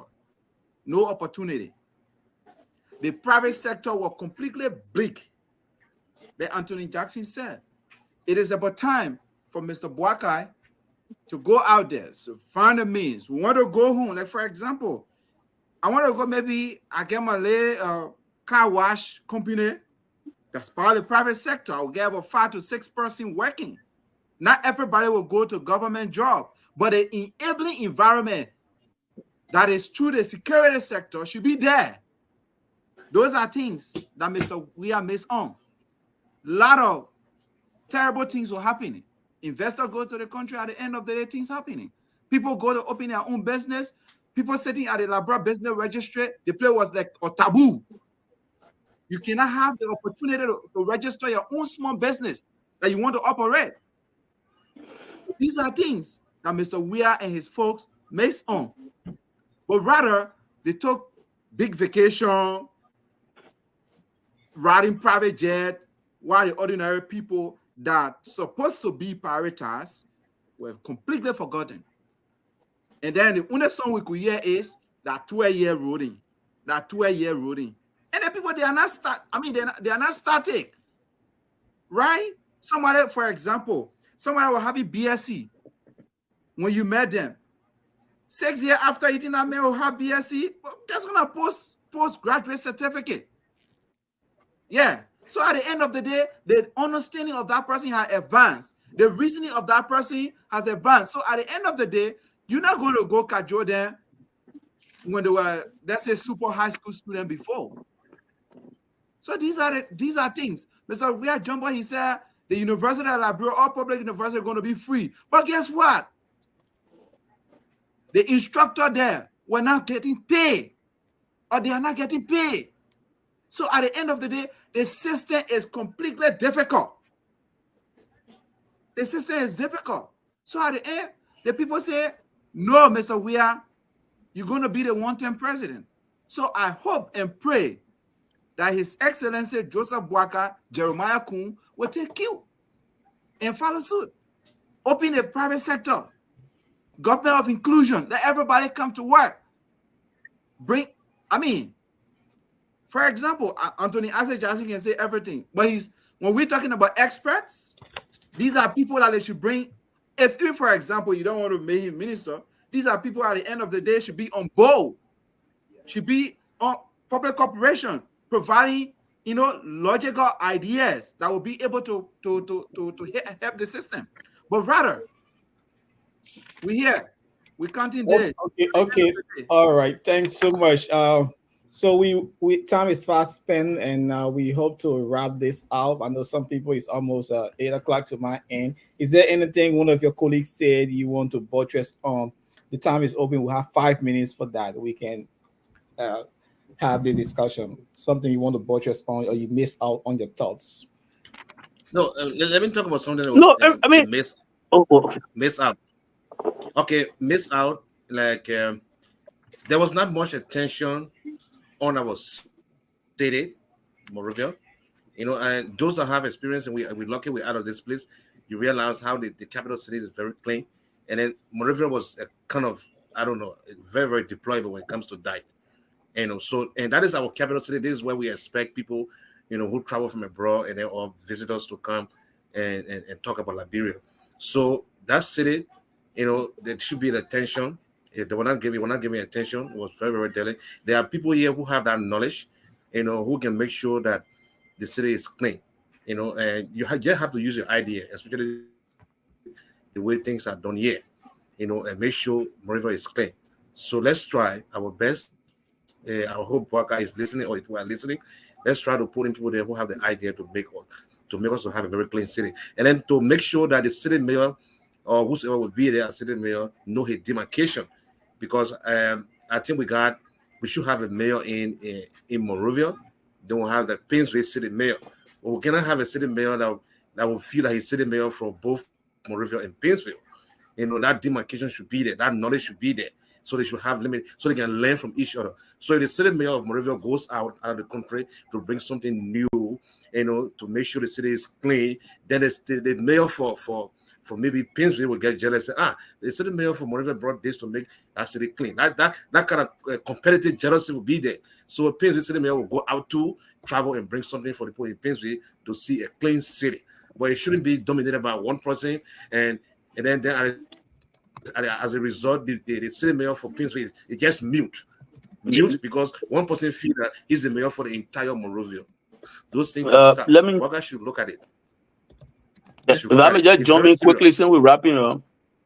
Yeah. If I can just jump in quickly since we're wrapping up, I think the brother made a valid point about city mayor knowing the demarcation and improving the condition of the city. I think that's a valid point. What I wanted to close on is to encourage the old man. When I was in London, I associated myself with the Church of Scientology. And one of the programs that the Church of Scientology had is... My brother, you always call me my program. Brother. Jackson, try to call me by my name. Yes, sir. Yeah, the knee is so small, I can see it, brother, and I'm using glasses.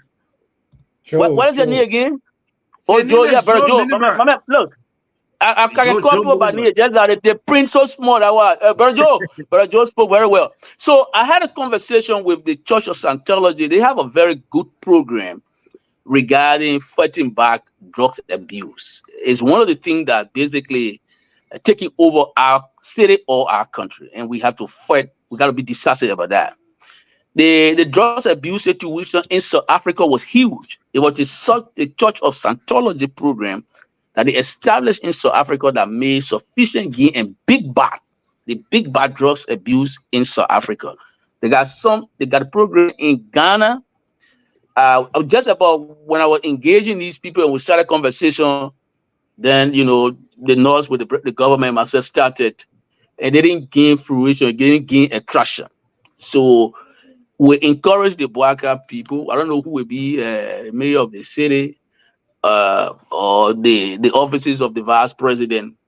I can introduce them to the program manager of the Church of Scientology in London, and they can have a conversation, because those are the two people that's supposed to be focal people to the program, either the vice president or the mayor of the city, to get the program going. So we need to do something about drugs abuse and how to fight back drugs.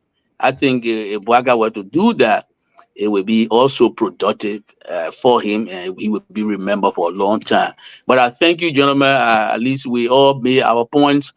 I look forward to coming here another time, so we have an elevating conversation the way we done. No insult. I like Nathan, who stopped the fellow who were trying to insult me. Nathan, you see what I told you? The people still angry with me, and the campaign over. Right on your post, they still testing to safety. But we gotta find it in our hearts to forgive and let go of the past. We have to move Liberia to the future. Once more, I thank you all, and I'm happy sharing the platform with all of you guys. Thank you, and thank you very much. No, and Jackson, For me- you didn't for give me- me Jackson and Nathan. I don't know whether there was a Nathan. close. I don't know whether we're doing closing. Jackson came in, Oh, but and he didn't give me chance to close. Oh, I think but close. But he there, just bro. gave me the Joe, you want dominate? You want to the whole program to let my man just go ahead, No, bro. I didn't close. They gotta wait. No, Jackson, they gotta wait. You close your program.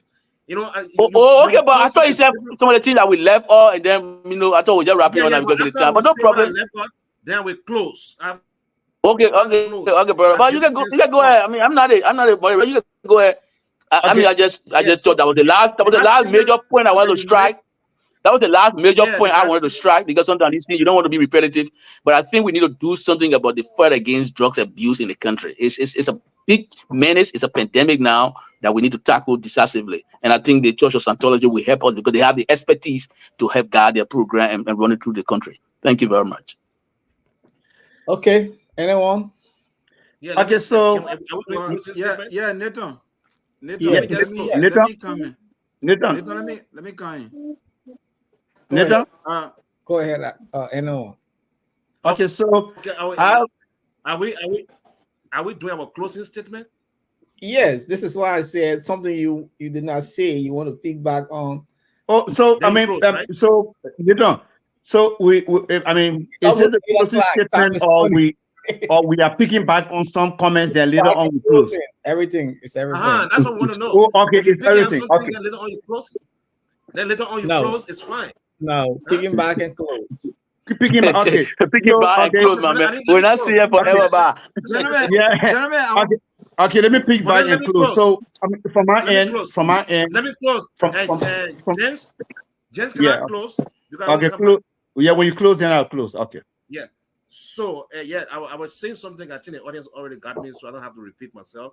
And Anthony Jackson came in and spoke very well, and then I thank him for what he said, and so I would like to use this time, and Nathan, to say thank you for inviting me on the show, and all the audience that listen, and thank you for giving us our attention, and then we hope to whenever you call me on the show, and Nathan, I will be willing to come, to share my thoughts for the Liberian people. This was a surprise, and when you gave me the call to come appear on the show, I never hesitated because of the love I have for my country, and I will always be willing to share whatever knowledge I have. And thank you very much for inviting me on the show.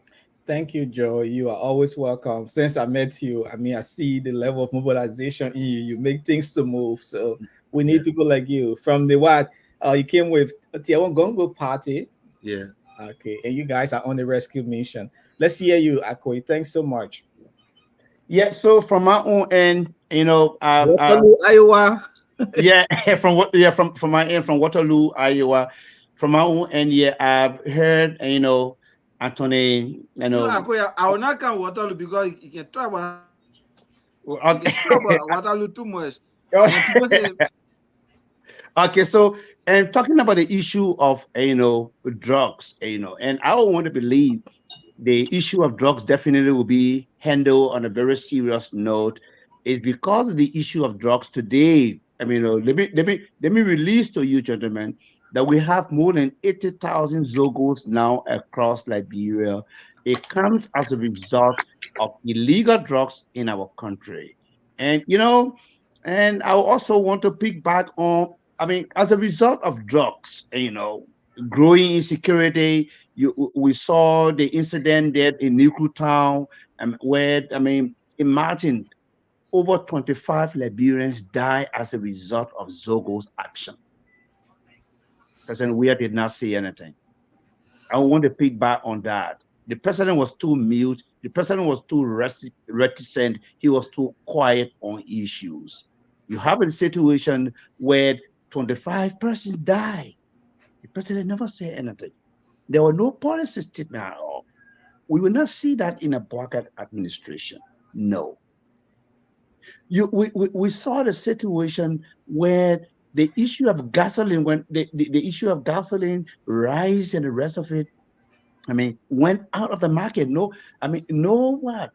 Accountability when it comes to what the number of rice that should have been at the Freeport Monrovia, logistic wise, no information was provided. The country went for days and weeks, no rice. We're talking about our nation's staple. So I know definitely, credible and responsible hands are now coming in to be able to handle some of those issues, definitely.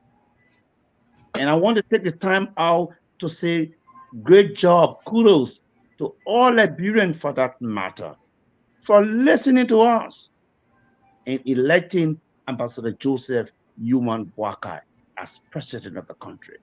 So, Akwe, are you still a journalist or you're an advocate or a politician? Yeah, this is an advocate. I refuse to sit on the fence. I saw or observed that my nation was bleeding terribly, and there was a need to come on board. So, I'm coming. So objectivity, so I refuse to be diplomatic. Here, and I decided to be, a violent outburst when it comes to issues unfolding in the country, standing and looking at people dying, man. And I think to some extent our voice resonated, and Liberians were able to listen to us and were able to put a knife on the Weah's leadership. Okay, James. Yes. So finally, great job to Yombly Kanga Lawrence, party chair. Go for announcement. Patrick Honor. Patrick Honor and the rest of the crew. And let me land this on you. I'm going to be there. At the inauguration of Joseph Human Boakai, I will be with the OSA broadcast crew, spreading the word exactly. Unfolding events and activities. I hope Isaac Jackson definitely will be there. Isaac. This is historic. Isaac, come. Oh, okay. So yes, we'll try to be there and to do the talking, to do the 7-8 hours talking. I'm still here. I will be. This is my inaugural jacket. Okay.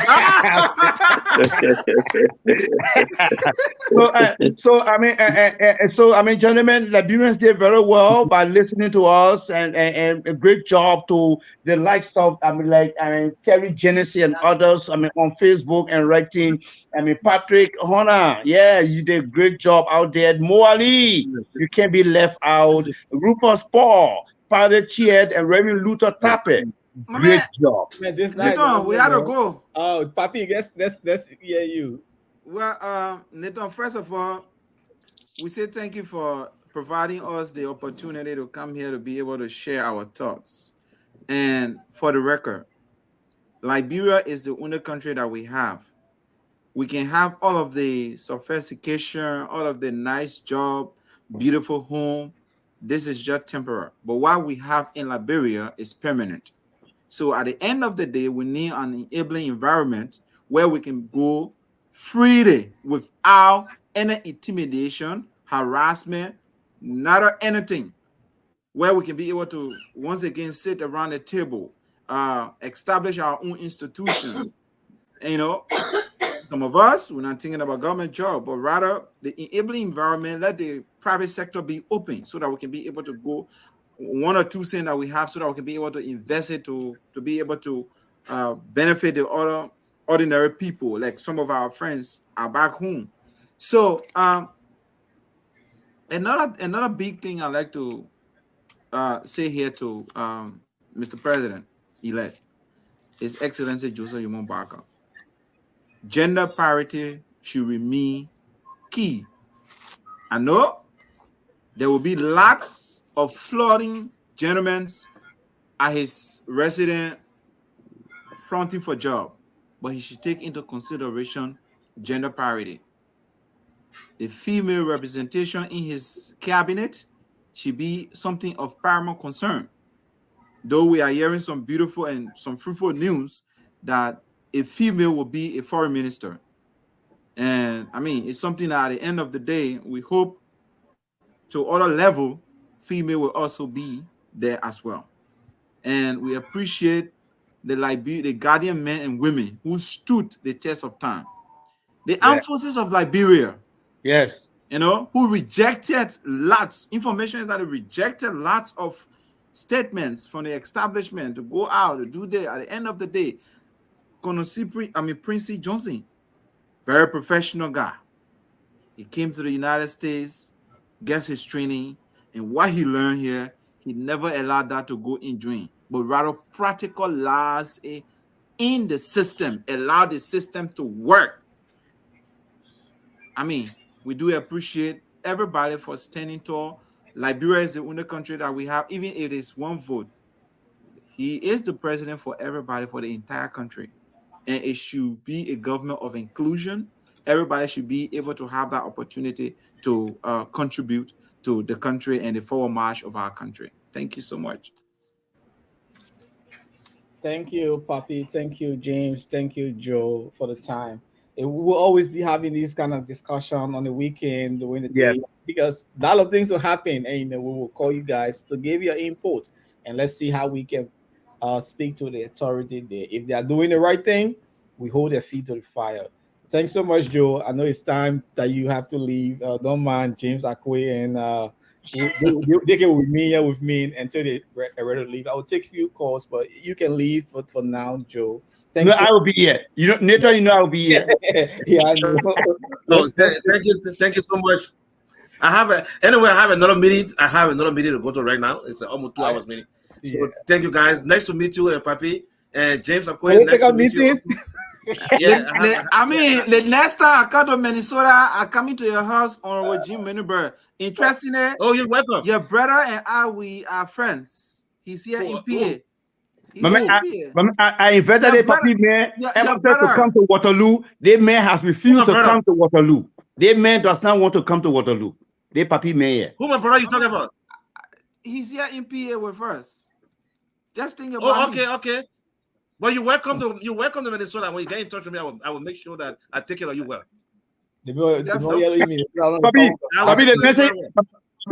Papi, the message will take care of you very well.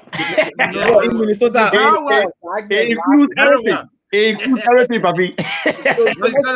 You find me. I will take. Let's see if we can go to the well. You can get on me. Nathan will give him a number. All right, thank you, sir. Thank you. Okay, thanks, Joe. Thank you so much. Let's see if we can go to the lines and take some few calls there. From people there who tried calling. You can call on WhatsApp, give your view. We've been discussing the George Weah administration, what they missed out on, and we've been hearing from some of our panelists: Papi Xavier, Cody, James Akwe, Anthony Axel Jackson, Joe Monenberg. All of these people have been here giving their own view about what they think, like how Liberia can be better under the Joseph Yumon Barker administration. And we're looking at some of them saying audit. What are you saying? The numbers are on the screen. You can call to participate. Some of our panelists are suggesting that the administration of George Weah must be audited. So even suggested that we need to go back to the Ellen Johnson Sirleaf regime. I saw some of the comments there on Facebook, on social media, that even the Ellen Johnson Sirleaf regime must be audited. Let's see if we can get some calls here from our viewers who called in. Hello, welcome to KMTV Diaspora Talk. Where are you calling from? Hey, Nathan, how you doing? I'm good. What's your contribution? My name is Sir James Thomason. I come from Farragut, North Dakota. Oh, James. Is that the IT James? Obviously, definitely. Oh, that's the RT James. James, what's up, my man? It's been a while, It's good to see you. Good to see James Akwe at the level. Oh, yeah, at the level. At the level. This is James Akwe at the level. Well, I mean, it's a good thing. This is what we've been praying for the past 6 years.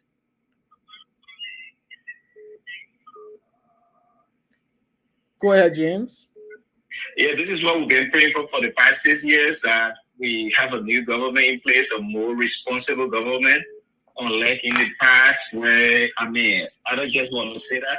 But right now, the first thing I want the new government to tackle will be the issue of audit, because we don't want that blame shifting stuff where George Weah said he did not audit Ellen, so Ellen did not leave anything. So right now, we want to set the record straight, let the audit go on, audit the George Weah government, and then you can start from there. But let me make a point. What we expecting now is going to be different. There's a lot of challenges what are going to face in the first 1 or 2 years. There are a lot of damages that this guy's caused that you may not see right now. So only the audit can be able to specify those stuff, and then try to see how best they can attract foreign direct investment, because that's the major thing. Once you attract foreign direct investment, companies start to get in. It's going to create jobs opportunity for most people. And I mean, the country is going to go a better way, but everything not going to be bread and butter. Okay, yeah. James, they're saying everything will not be bread and butter. Thanks for your contribution. Let's see if we get another caller on this line. Okay, we just lost that person to participate. You can call the number you see there. Support us from the ruling, the Unity Party celebrating. Let's see if we can take this caller here. Hello, tell us your name and where you're calling from and your input. Hello. Go ahead, your name, your input. Yeah, thank you, Charles. This is Short-On Duo. Short-On Duo. Oh, yes. Short-On, what's up, man? Yeah, so let me say good evening to my dear brother James Akwe and Papi Xavier Corey and that Anthony Jackson and that people of Joe. Thank you for the opportunity this time. Nathan, let me stand with Papi and James to agree with them when it comes to the issue of government of inclusion. You know, during the electionary period, there were a lot of, insult from different political parties. But what JNB government will do is to include every Liberian that are qualified to come on board so that they can contribute to their country. Again, Nathan, why is true that we will include every Liberian from different political parties, but what we will not accept is what that have been happening, which of course Anthony Isaac Jackson have been benefiting from them in the past. Anthony Isaac Jackson is noted, his entire history is noted of insulting somebody only because he want to gain prominence. We saw that in the case of Manaseri, which of course he insulted Manaseri. At the end of the day, they made him the deputy minister. We saw that recently, in fact, when the government, CDC government, illegally removed him from a position, which of course all of us were talking, he takes stand by insulting President Weah. At the end of the day, President Weah brought in Coastal. These are the things that we will not accept in Joseph Boakai government. If you are qualified Liberian, that you will contribute to your country, it will be based on your competency and qualification. But if you feel that you are qualified enough that you want to insult the leader in power only because you want to gain attention, then I think that will not happen. I hope send Anthony Johnson has said publicly that a person we are calling an apology, and that apology is just vague because you cannot go against law. The men that were appointed on a any position, you remove that man illegally, then you talking about we are reconciled. That is very much illegal. All right, Chef. Finally, please. Finally. The men want to conclusively conclude. Conclusively conclude.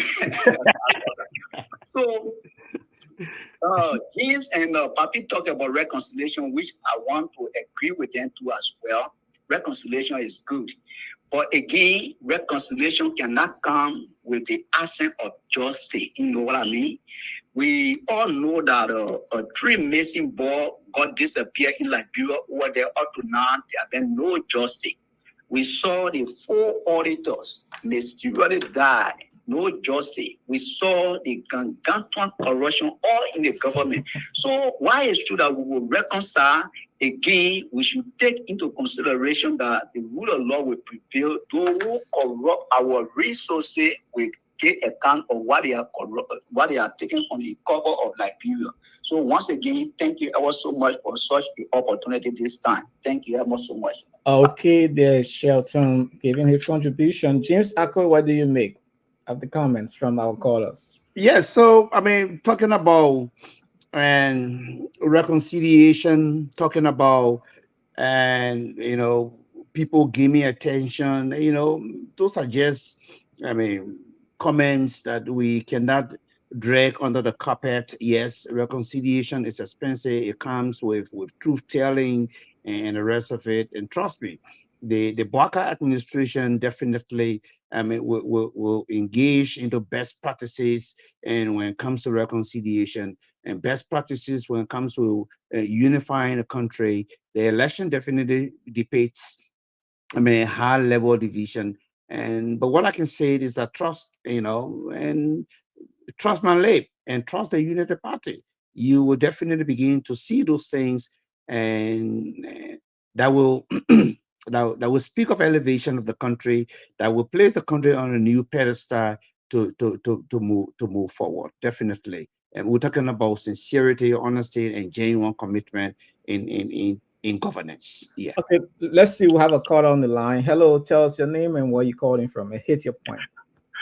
Yeah, this is Sebram Harris, calling from Massachusetts. Yeah, in addition to your discussion about the George Weah government, I suggest strongly that Honorable Joseph Boakai government should audit George Weah government. Because like I said, I believe that these guys, they stole a lot of money, from the Liberian people. So they have to refund those money. So Mr. Boakai should do that to audit his government. That's my suggestion. What about the adding trust in steady government? Yes, that's okay too, because the fact is that if any wrongdoing, mostly when it comes to money, Mr. Boakai should do that too. You see, because nobody have the right, to continue to steal the Liberian people money and the people that are suffering, and walking away with all paying the price. So if Mr. Boakai found anybody, in the alien government that took money, he should go after that person. Because government is continuity. Thanks so much for your contribution. He's there giving his contribution. James Akwe, you listen to that caller there from... So yes, if you listen to the past 3 callers, the Liberians are definitely upbeat when it comes to the issue of audit, and they want to know definitely what has happened to public funding or so. So yes, and I can say this for sure that there will be a forensic audit, and it will be void of witch hunt. It will be void of prejudice. It's going to be on the basis, and that it's going to be on the basis of the rule of law. and that the best thing definitely will be the right thing will be done.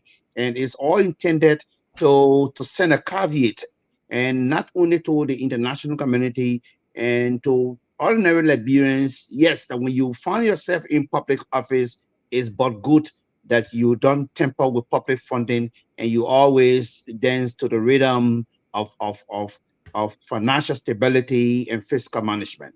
Yes. Okay, Akwe, you came on the program very late, but we had this very clip. We want you to give your own analysis about that. President George Weah, as you know, he visited his church and he spoke about the issue that happens and within the party why they lost. He identified some of the flaws, calling on seditions not to cry. He said, "Do not cry." He also spoke about the issue of why he felt that they lost. He called on his supporters to blame themselves because they refused to understand that they were the bigger picture in this political dispensation. But he used a word, and he said he said we mind people that are insignificant, and we get angry at them. Let's listen to this word when he referred to people as insignificant. We have let ourselves down because we refuse to understand that we were the bigger picture. We find people that are insignificant and we get angry at them, and then we were vengeful, but then we use that deadly spirit to break everything. So disenchanted, you came back home, but when you came back, the message already was with the other people. You label us, you label the party because you're angry, you laugh on your party, you protest against your party, and keep on time because you have an issue with them, you run to us. Let us stay together now so we can regain power. Okay, we'll play this other clip. That's just one. Let's play this last clip. Partisans, Liberians, again, keep your heads up. I see a lot of people say, "Oh, Papa, I'm crying." Do not cry.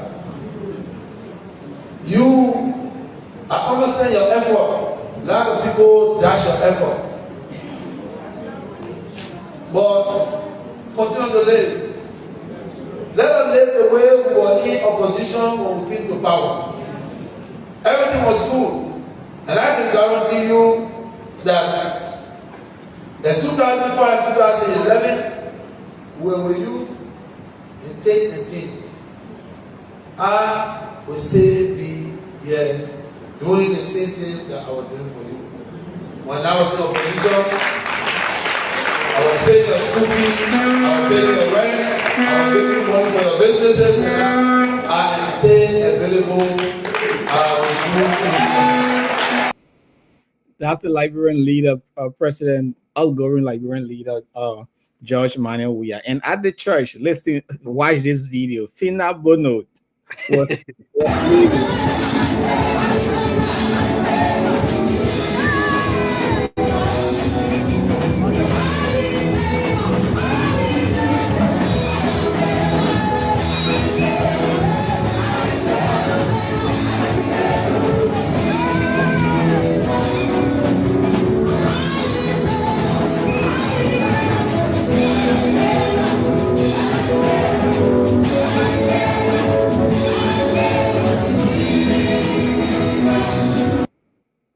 Indeed, that's just a view from the church, the highly favor. You saw Fina Bono there leading the array of worshippers at the folk, how you call it, church? Folk caller? Yeah, folklore. Folklore. Yeah. I mean, now grew, man. And you listen to President George Weah in the church. He spoke on a lot of issues, but it was just the two I was able to grab for that. But I listened to some of his comments. He was like backing at, when people go through rejection, and through the kind of stuff, there are stages in healing. And you go to rejection, you start to retrospect on what happened, you start to back. Oh, if I should have done this, I should have done this. You start to back at yourself. Then you come to the time of being calm. But there are stages in this reconciliation process. But you listen to President Weah. What do you make of his statement? Yeah, so I listened to the the clips, the minute clips, I pick up a number of things. Let me first look at the president said revengeful. Let's look at what the very party or the government, did to Cabinet Janneh. What did Cabinet Janneh do? He was also very revengeful on Cabinet Janneh. The government ran a campaign to ensure that Justice Janneh was removed at that level. Only because for a statement they still had him responsible for. Even something they technically could not even prove. So somehow too, the president was also speaking to himself, not only to citizens, that he himself also contributed largely towards his own defeat. Like I said earlier, this is a president who was always mute. Being assigned as the executive mansion for about 5-6 years, I know the number of times President Salih, had series of press conferences, took questions from journalists and responded to them. I don't know how many times President we are ever did it.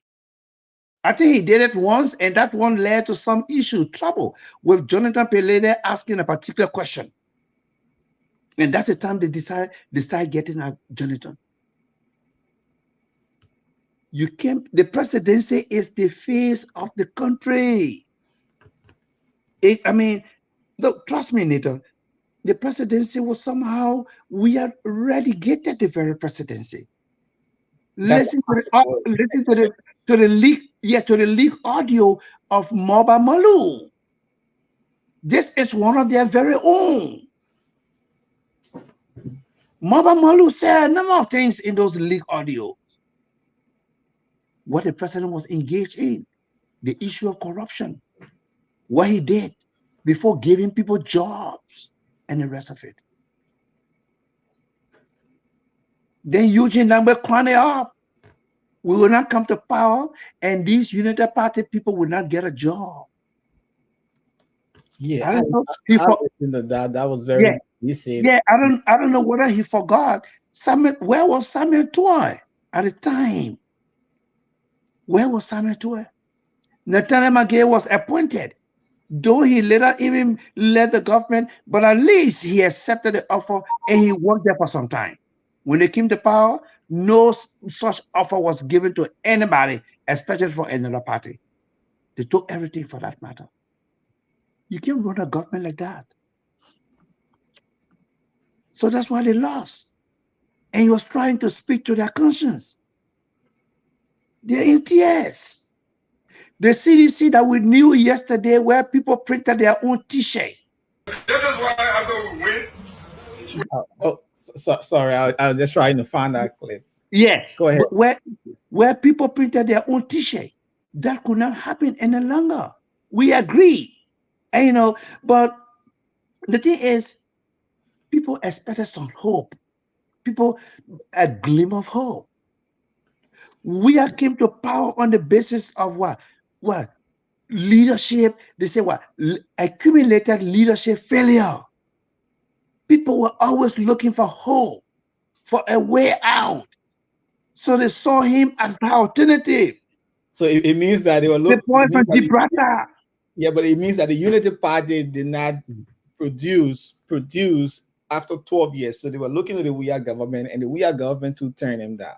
No, that was not. This Unity Party government is coming into power again. So it's Nathan, that was really not it. That was really not it, because you observe people telling you, "Oh, Papa, we made mistake. We made mistake. Oh, Papa, we made mistake." The error they made that time, the error made was, hey, Boakai was participating in the election, and they left him, and they went only because they said, "Oh, that the very United Party people coming, man. We're going to." So the people turned back. Nathan, the very CDC government shot itself in the leg. That's what they did. You had a president leaving the country for 40 days to watch World Cup in Qatar. You You never. Yeah. That was not only a World Cup. He attended several functions. Do not say. Okay, that's whatever function. He should have gone to Paris, France. He should have gone to Paris, France. He never went to that meeting. Okay, the president should have gone to that Paris issue. He never went there. Go ahead, but Carla. How are you doing? What's your name? Just a minute, Akwe. Okay. How are you, sir? My name is Evangeline Mamita. Oh, okay. Yeah, okay. Okay, this can dance all she wants. She thinks she making. Oh, Nita.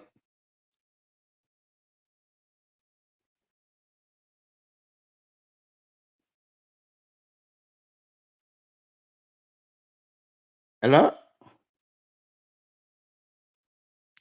We're hearing you. You're live. Go ahead. And left it as like a piece of meat and continue on your country tour. Adolfo Lawrence, and destroy his car when you were trying to investigate Matthew Innes' murder. You did a lot of things, and you think you can just come sugarcoat up because you stand in front of pulpit or whatever they call it and say, "Oh, we'll be coming back." No, you will come back beyond bar. Both Ellen Johnson Sirleaf government and then we are government should be audited. We are refused to audit her, and that's why now she having running stomach. She Ellen. You can praise Ellen all she wants. Yes, she did something, but she stole this woman did everything. 100,000 contributed towards war to destroy people's lives, and she came on there. She's supposed to act differently. She and her children stole no car money, and that's why she was afraid of a man that served under her as a VP for 12 years. She turned against him and took a woman that finished 6th grade to put him over her so she can control him like a ping pong. But God didn't permit her. And all of them going to go beyond J. They're going to go beyond by the McGill, then they can get all the senators something. We are not going to confirm them until all the crime that they did, the UN people pull off, what they call that, all of Western, whatever it is, with passport stealing, selling our passport and destroy our country, we're going to come. It will not be retaliation, but it's going to be prosecution. Thank you. Thank you for your contribution on KMTV Diaspora Talk. James Akwe, she's calling for prosecution, and she said that it must be holistic because only the We Are administration, like I was saying, including the Ellen Johnson Sirleaf government, in which Joseph Yuma Boakai was vice president for 12 years. So yes, Nathan. Everyone, and that's what everyone run deep. So everyone calling for some accountability, and everyone talking about some financial management. You see, so and that's why I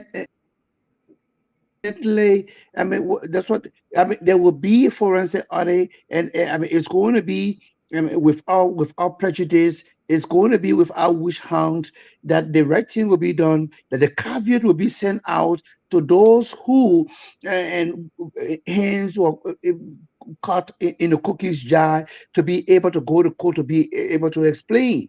Those who let's play this clip. Those who saw government as a cash cow. Let's play this clip. I think we lost James Akwe. He was coming in there, but Len Eugene Nambe, Maritime Commissioner, Algori Maritime Commissioner, spokesperson, campaign chair for the Coalition for Democratic Change, had these comments to say. Campaign is already over, but these comments are still coming back to haunt. So listen to what Eugene Nambe said during the run of process in Liberia. And this is why after we win, we not appoint any unity Palestinian government. Everybody has to do it. But because we want the opposition to be strong, so we can have strong democracy.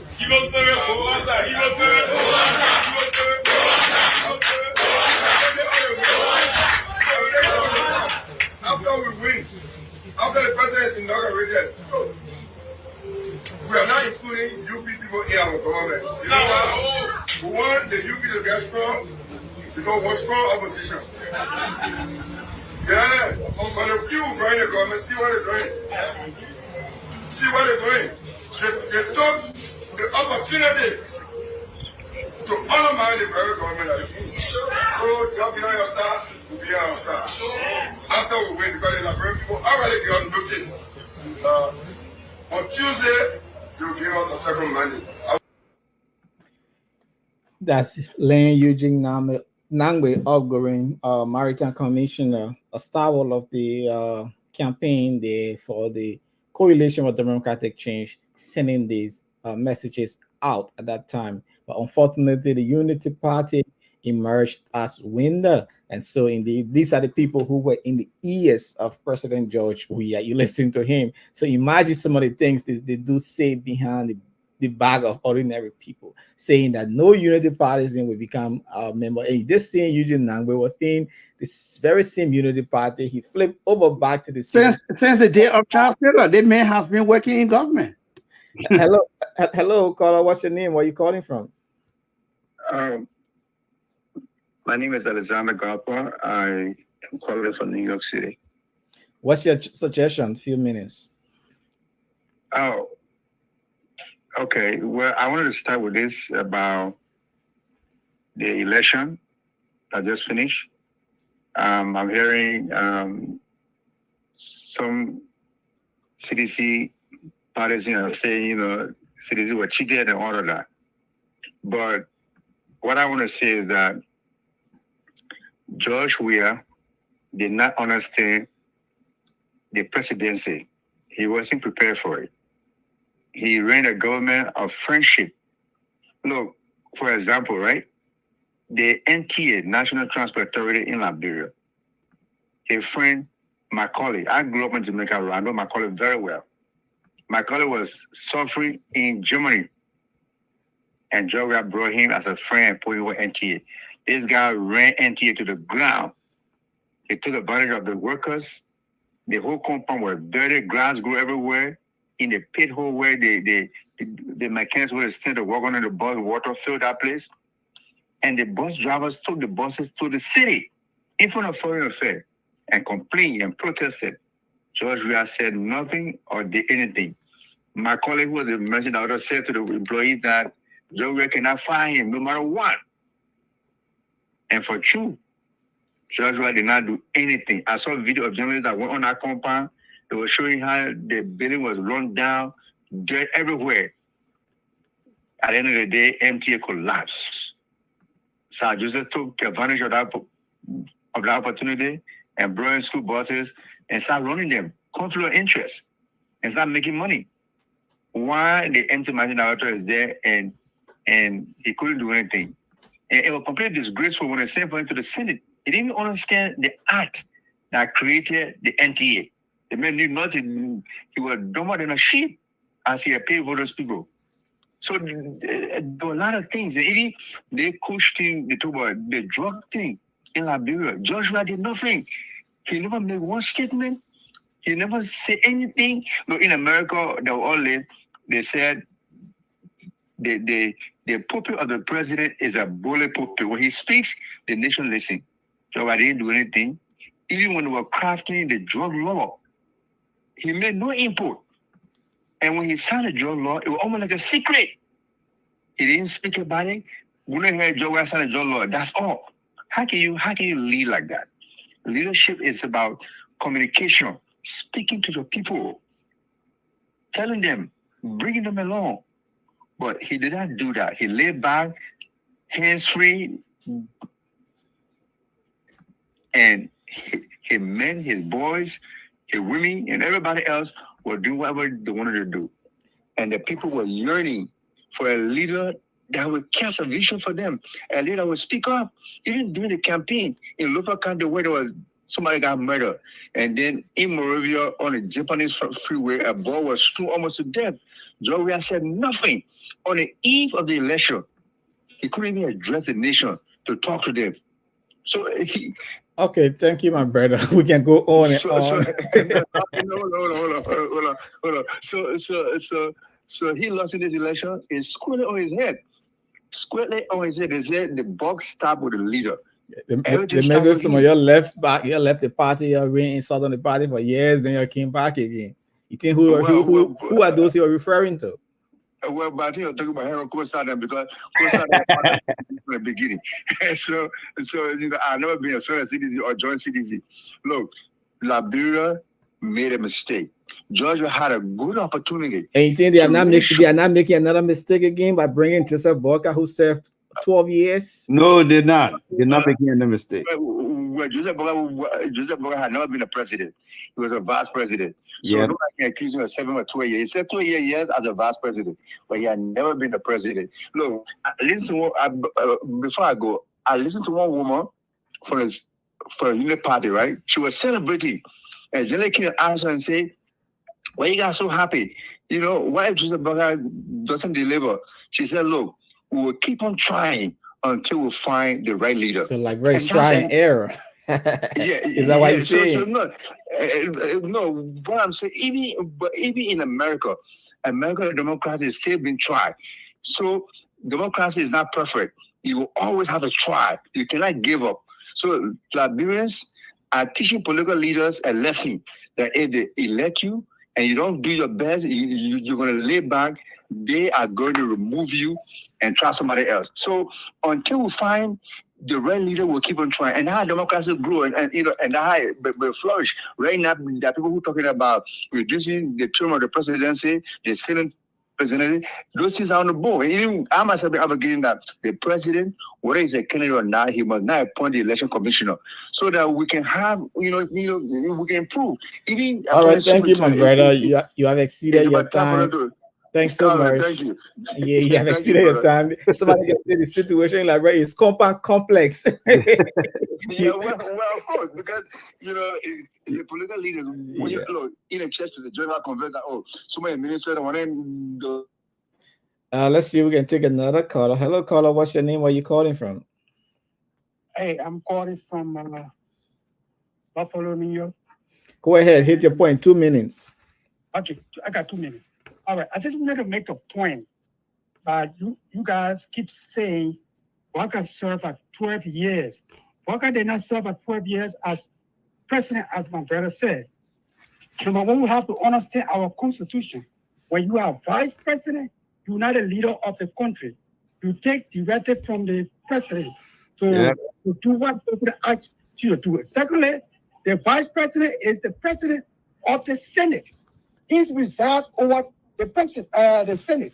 He doesn't have his own willpower to do what the president capable of doing. So you got to stop saying that. Boakai did not serve 12 years. So are you saying he was not in the leadership of our country? Are you saying he was not in the leadership? No. I think Boakai, I mean, Nathan, I think what he's saying, or the injecting, is that, you know, he served as vice president. And we all know the role and position of a vice president, where technically you serve as an advisor to the president. And, you know, though you serve, so I mean, and read your constitution. The constitution did not say the vice president served as an advisor to the president. Read it. No, I mean, it's just one of the roles that the vice president plays, and you know.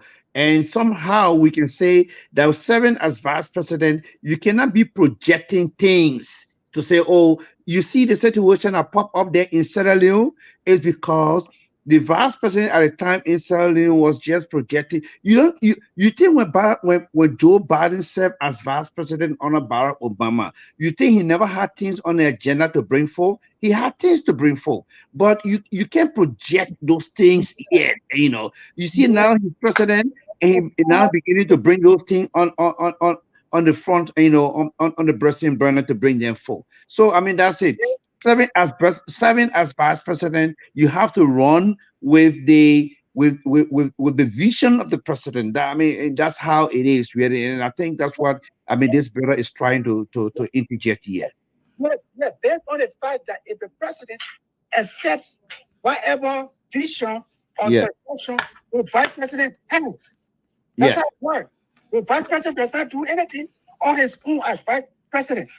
So what do we expect to see new? 2 things or 3 things under the Joseph Boakai administration? Okay, but okay, What that's do the you point. want to see new under the Boakai administration? 2 or 3 major issues. Go ahead. Let me think about it. I will call you back. Okay, so Ricky, on the line, let me just say some things. I mean, Nathan, when you begin to see, you see, I mean, a sincere and responsible leadership. I mean, you see now that people are talking about, I mean, audit and the rest of it, and that's, I mean, the team definitely is going to run over it. I mean, you see that, and well, the Unity Party under Boakai definitely will run with audit, will run with forensic audit to send out the message, the caveat that, I mean, people definitely should not just come to power and bend on, I mean, corrupting and stealing and government money. You can't come, you can't see government as a cash cow to line your pocket. Yes. Okay, we have another caller. Hello, what's your name? Where you calling from? And hit your point. John, okay, my point is this. You asked me, you name 3 things, right? Yes. My first point would be, I would like for the president to look into this. We have people that wasn't in government. They not had nothing. They came into power. Look at the concept they're building. Even more than the salary that I make per year. I think he should look at all of those things to see how best we can reconcile that. 2, I'm still concerned about the many deaths that is not being addressed. I watched the Facebook the other day. I saw the CDC boys stoning one man to death. The man lying on the road, shaking. They still stoning the man until the man lied there and died. We didn't hear a thing from the president. You know, the vice president. You know, anybody in the government. All right? We have 3 or more people, including auditors, that died. We didn't get no final result from those investigations. Who did it? Who didn't do it? We don't know. But the president got to us, those two women, those 2 people out in the car, where the gas killed them, whatever. He said they were probably having sex or doing something, some justification he gave. So I think our current president should look into that to see to bring justice to the country. Okay, thank you so much. He wants justice for Liberians and acting on President-elect Joseph Human Boakai to ensure that James Akwe, a day ago, we've seen this message from former Liberian leader, President Ellen Johnson Sherry, the boss of Joseph Human Boakai, formerly, and she sent a message of congratulations. As you know, more messages of congratulations continues to pour in to President-elect Joseph Boakai. She said, "Joe, congratulations. May God guide you as you lead the nation." That was the message she sent according to a statement there from the office of the President-elect Joseph Human Boakai. Let's see if we can take another call, or we'll come back. So for me, I'm not surprised at the message. Definitely, this is someone President Salif herself described as sincere and very honest. So coming back to ring praises on him, I mean, does not come to me as any surprise. Okay, Akwe, let's see. We have another caller. Tell us your name, where you're calling from, and give your point under 2 minutes. My name is Rudolph Kolako Jr. I'm calling from Worcester, Massachusetts. First of all, I'd just like to tell Liberian people thank you for having a peaceful election. And second of all, I hear a lot of people talking about Joseph Boakai ran for 12 years. But people are not trying to listen. Running for 12 years as a vice president, you know, you have no kind of power to run as a president, you know. And people also forgetting that Joelle Howard Taylor, who was a first lady, who was a senator, who was a vice president, ran for all those many years. She had more opportunity to do a lot of stuff for the country compared to Joseph Boakai when he was a vice president. You know, so for me, I'm just so happy that we have a leader that'll be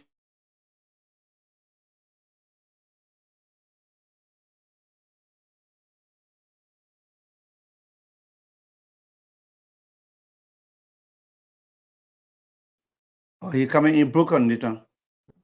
yeah, we didn't have a mature leadership in President Weah. You know, so I think Joseph Boakai, I personally know the old man. Okay, he was my father. He's my father's best friend. I know. So you're talking if you got a friendship, yeah, my man, not country. No. It's not because of that. I just say he's the kind of man that will, when you talk, he listen to you. He won't just wave you up. I don't care how young you are, how old you are, he always listen to you. You know, but on a lot of, like I said, I always tell people, it's not like it is a bad word to say. It's not against Weah. I don't hate Weah. As a young man growing up in Liberia, I always look up to him because he was a big football player. But when it comes around to politics, you know, I dislike his policy. You know, nothing that I saw when he was a president that really make me happy. All right, thank you so much. Hope that the Joseph Boakai, your close father friend, will make you happy under this regime. No, Hope 6 or 12 years. Me, if Joseph Boakai don't do the right thing, the thing will hold we accountable. We will hold him accountable. This is not about friendship no more. This is about Liberia getting better and moving forward. Yeah, because we know that it says absolute power corrupts absolutely. So we exactly. We're gonna hold everybody to the fire. Trust me. Okay. Even when Ellen was president, I personally didn't like Evan. You know, because certain things that they didn't do that didn't make me happy. You know, and we got a lot of young people coming on in Liberia that not even enjoying the country. And we are living on this side. We see what's happening. I've been living in Nigeria for many, many years. I go to Liberia all the time. I have my organization. I go and see that. I have little boys. I have little girls to go to school. Okay. What's the name of that organization?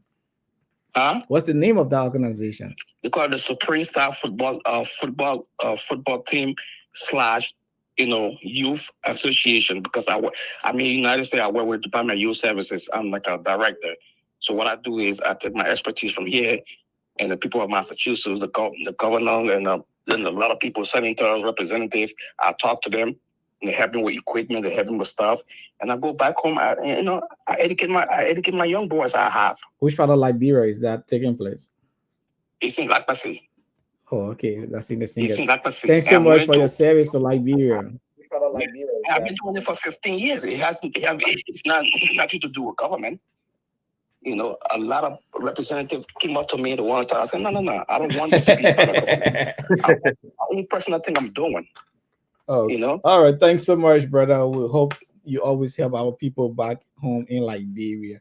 James, I think we have to wrap up 10 more minutes. So you see, people are desperate for change, and trust me, change has come to Liberia, and we can only encourage every Liberian, for that matter, to join the wind of change, all hands on deck, and to move the country forward. Talking about responsibility, talking about sincerity, and talking about honest and sincere actions that will be able to move the country. You heard your earlier, callers when he said the president was. He said President Weah is someone who's always mute and not talking at all, running a friendship government. And we do not expect, definitely, the Boakai administration is not going to be that way, where things definitely will happen in the country and where he remains reticent and does not talk at all. That's not going to be, the case here or situation. You will see him speaking out and having press conferences and speaking on issues. And also talking about the issue of reconciliation. And what I know is that true reconciliation is never cheap, and it is based on forgiveness, which is costly. Forgiveness in turn depends on repentance, and has to be based on an acknowledgement of what was done wrong, and therefore on disclosure of the truth, and you cannot forgive what and really you do not know. I'm just trying to rephrase or paraphrase the words or comments of and Desmond Tutu and the late dead in South Africa.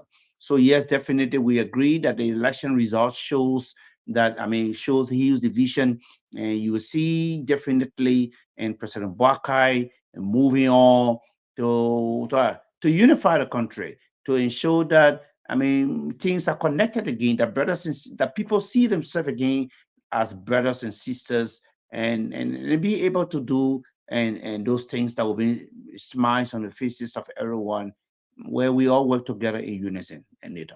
Indeed, working together in unity, the voice of James Akwe. So thanks so much. And this is how I would like to climax this Diaspora Talk. My name is... And let me get, before I leave, and let me send it out to all of my Waterloo, and dwellers there. I'm talking about the leadership of the Liberian community yet in Waterloo, the president, of course, and Cornelio J. Davis, and the former president, and Mr. Marco G., and the president emeritus, of course, and big brother Jake Johnson. And this is a wonderful community, trust me, Nathan. I just hope that one of these days you can be able to visit and meet with some of these people. And so, yes, this is a great and wonderful place. And we know definitely, and trust me, you have supporters of Unity Party here and supporters of the CDC. We all here and we coexist, we live together, and we share ideas on a number of things, and the rest of it. So, yeah, thank you for a wonderful show, and definitely, and I will always be here and see how I can be able to contribute my own and 1 or 2 cents when it comes to providing ideas and for the forward march, of our country. Okay, the voice of James Akwe. I can't call him journalist now. Former, or he once a journalist is always a journalist. You promoting once. Corruption. You still remember that? Most of those report now. Yeah, that report on radio, man. corruption. Break it. Yeah, those were the days, at the Ministry of Information when Louis Brown finished speaking, and you run it back to studio and you thinking about doing the report, man. A Mary Brown. And they will say, my man, what happened today? What did President Salif say? Yeah, my man, it was a wonderful time. Working together there, Nathan, trust me. You're a nice guy, you are always there, with your bigger brothers and, doing those things, to help move things forward. That's teamwork, my man. Yeah. Teamwork make a dream work. Yeah. Okay, James. And let me also send it out to the biggest ERC of our time, the man Patrick Flomo. Darren Zina, Saba George, the man Joseph Sayer. Definitely you're going to watch his program later on. Colibas Zay and Jonathan Opa. And Grace Bay, yes, man, the entire newsroom, the crew there under the broadcasting system, man. And so I come and say something. You call the question. You won't find it difficult with me or complicated. Who said that? Oh no! In the newsroom, things can happen. Things can pop up. Who knocked the table? Who used to knock the table? Yeah, but it's all about newsroom play. Things can happen, Yeah, things happen, but they are all behind us now, Yeah. So thank you, man. Thank you for a great show. So do we meet next week? Yes, we'll be here next week. Thanks so much. Let's say thanks to all our viewers for turning up on the Diaspora Talk. This is where we bring you information. We come to discuss the issues from Liberia. Let's listen to these comments from President George Weah. And this is how we're going to wrap this edition of the program out. President George Weah, but first, let's listen to Eugene Nangwe when he spoke during the campaign period in Liberia. This is why after we win, we not appoint any unity Palestinian as well. But because we want the opposition to be strong, so we have strong democracy. He was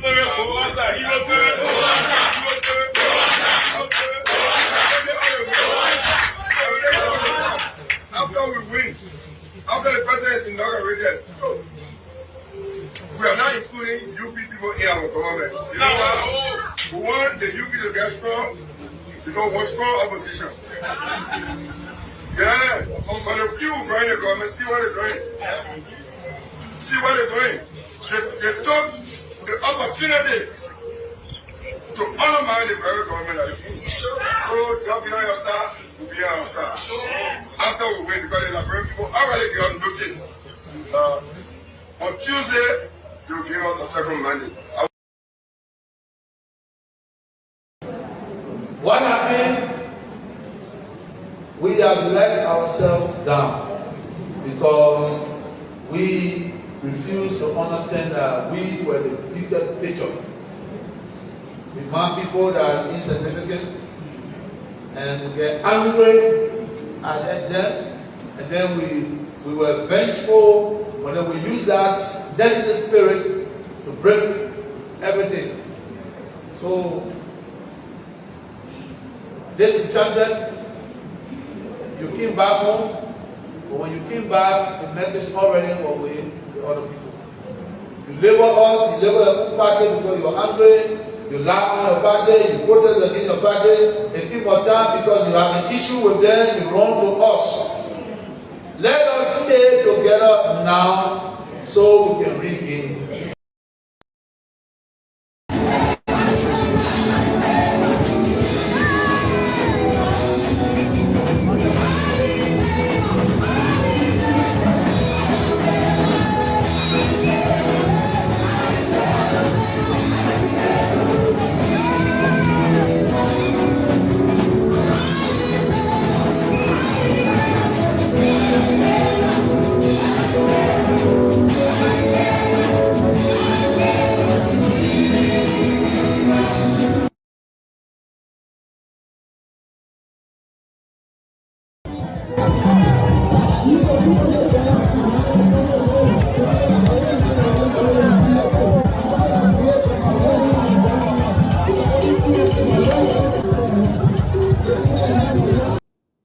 Thanks for watching the Diaspora Talk. My name is Nathan Charles. When we catch you in a few hours on another edition of the Diaspora Talk, hopefully Monday, from our studios in Brooklyn Center, Brooklyn Park, Minneapolis.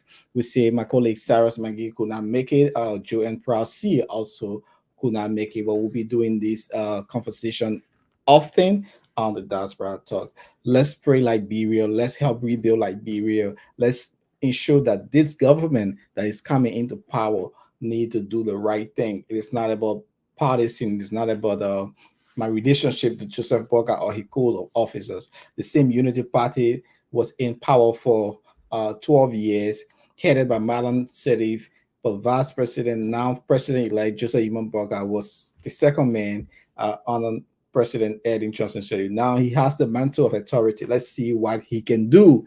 Like I said, it's a famous saying that says, absolute power corrupts absolutely. So let's ensure that those who he would give mental authority to work in his regime, they are people with impeachable character. They are people with good moral character. Half the country I had to help lift the country from a pro-pool to another state, because it said they are here to rescue Liberia. It is not about friendship. It is not about because Joseph Boakai or somebody's a Unity partisan. We in the media, we're going to see it and say it. We're not going to take side with anyone.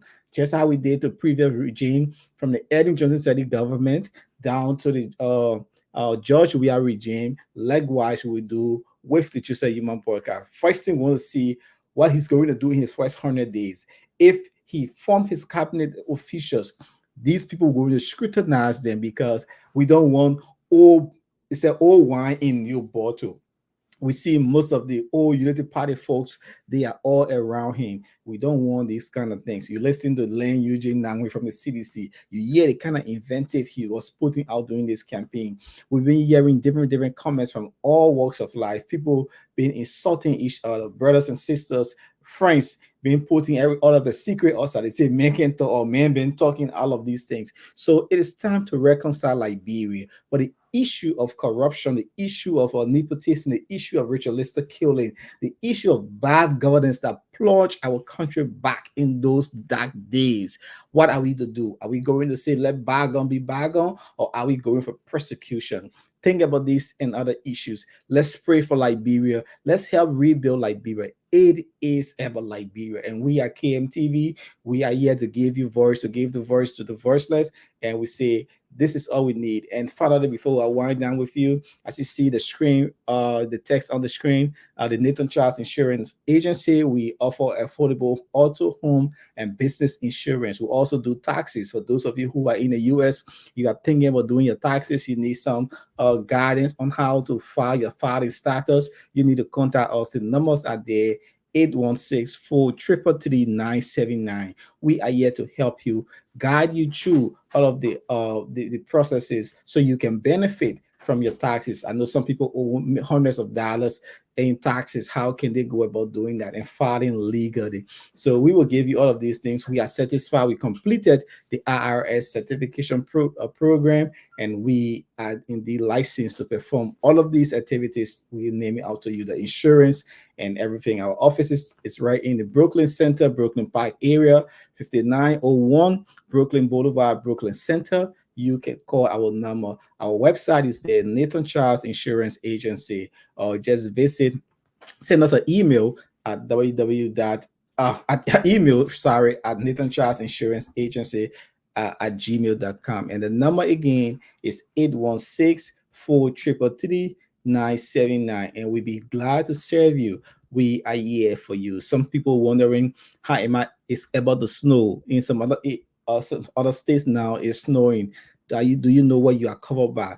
What insurance coverage do you have on your car? So we have fast, reliable, and affordable. You need to call us. That's the flies right there. And I'm the one who running that entity. It's part of helping our community to ensure that they are secure. So also on KMTV, we also have our TD60. If you have your weddings, your graduation, your baby shower, and any events, you can rent out our TD60 booth.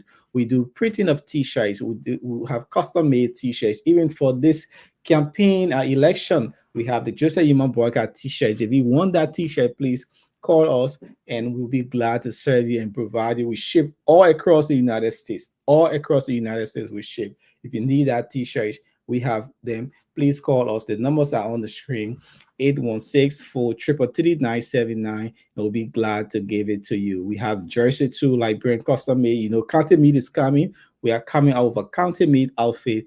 We have t-shirts in my DNA. This is our trademark. It's in my DNA. And we at KMTV, we are glad to be affiliated with the Park Liquor Outlet. The Park Liquor Outlet is right on 6315 Zing Avenue, North Brooklyn Park, and it has been a proud sponsor of the Diaspora Talk. We say until we see you again, let's pray for Mama Liberia to ensure that, hey, our people benefit from best natural resources. I'll leave you with the commercial.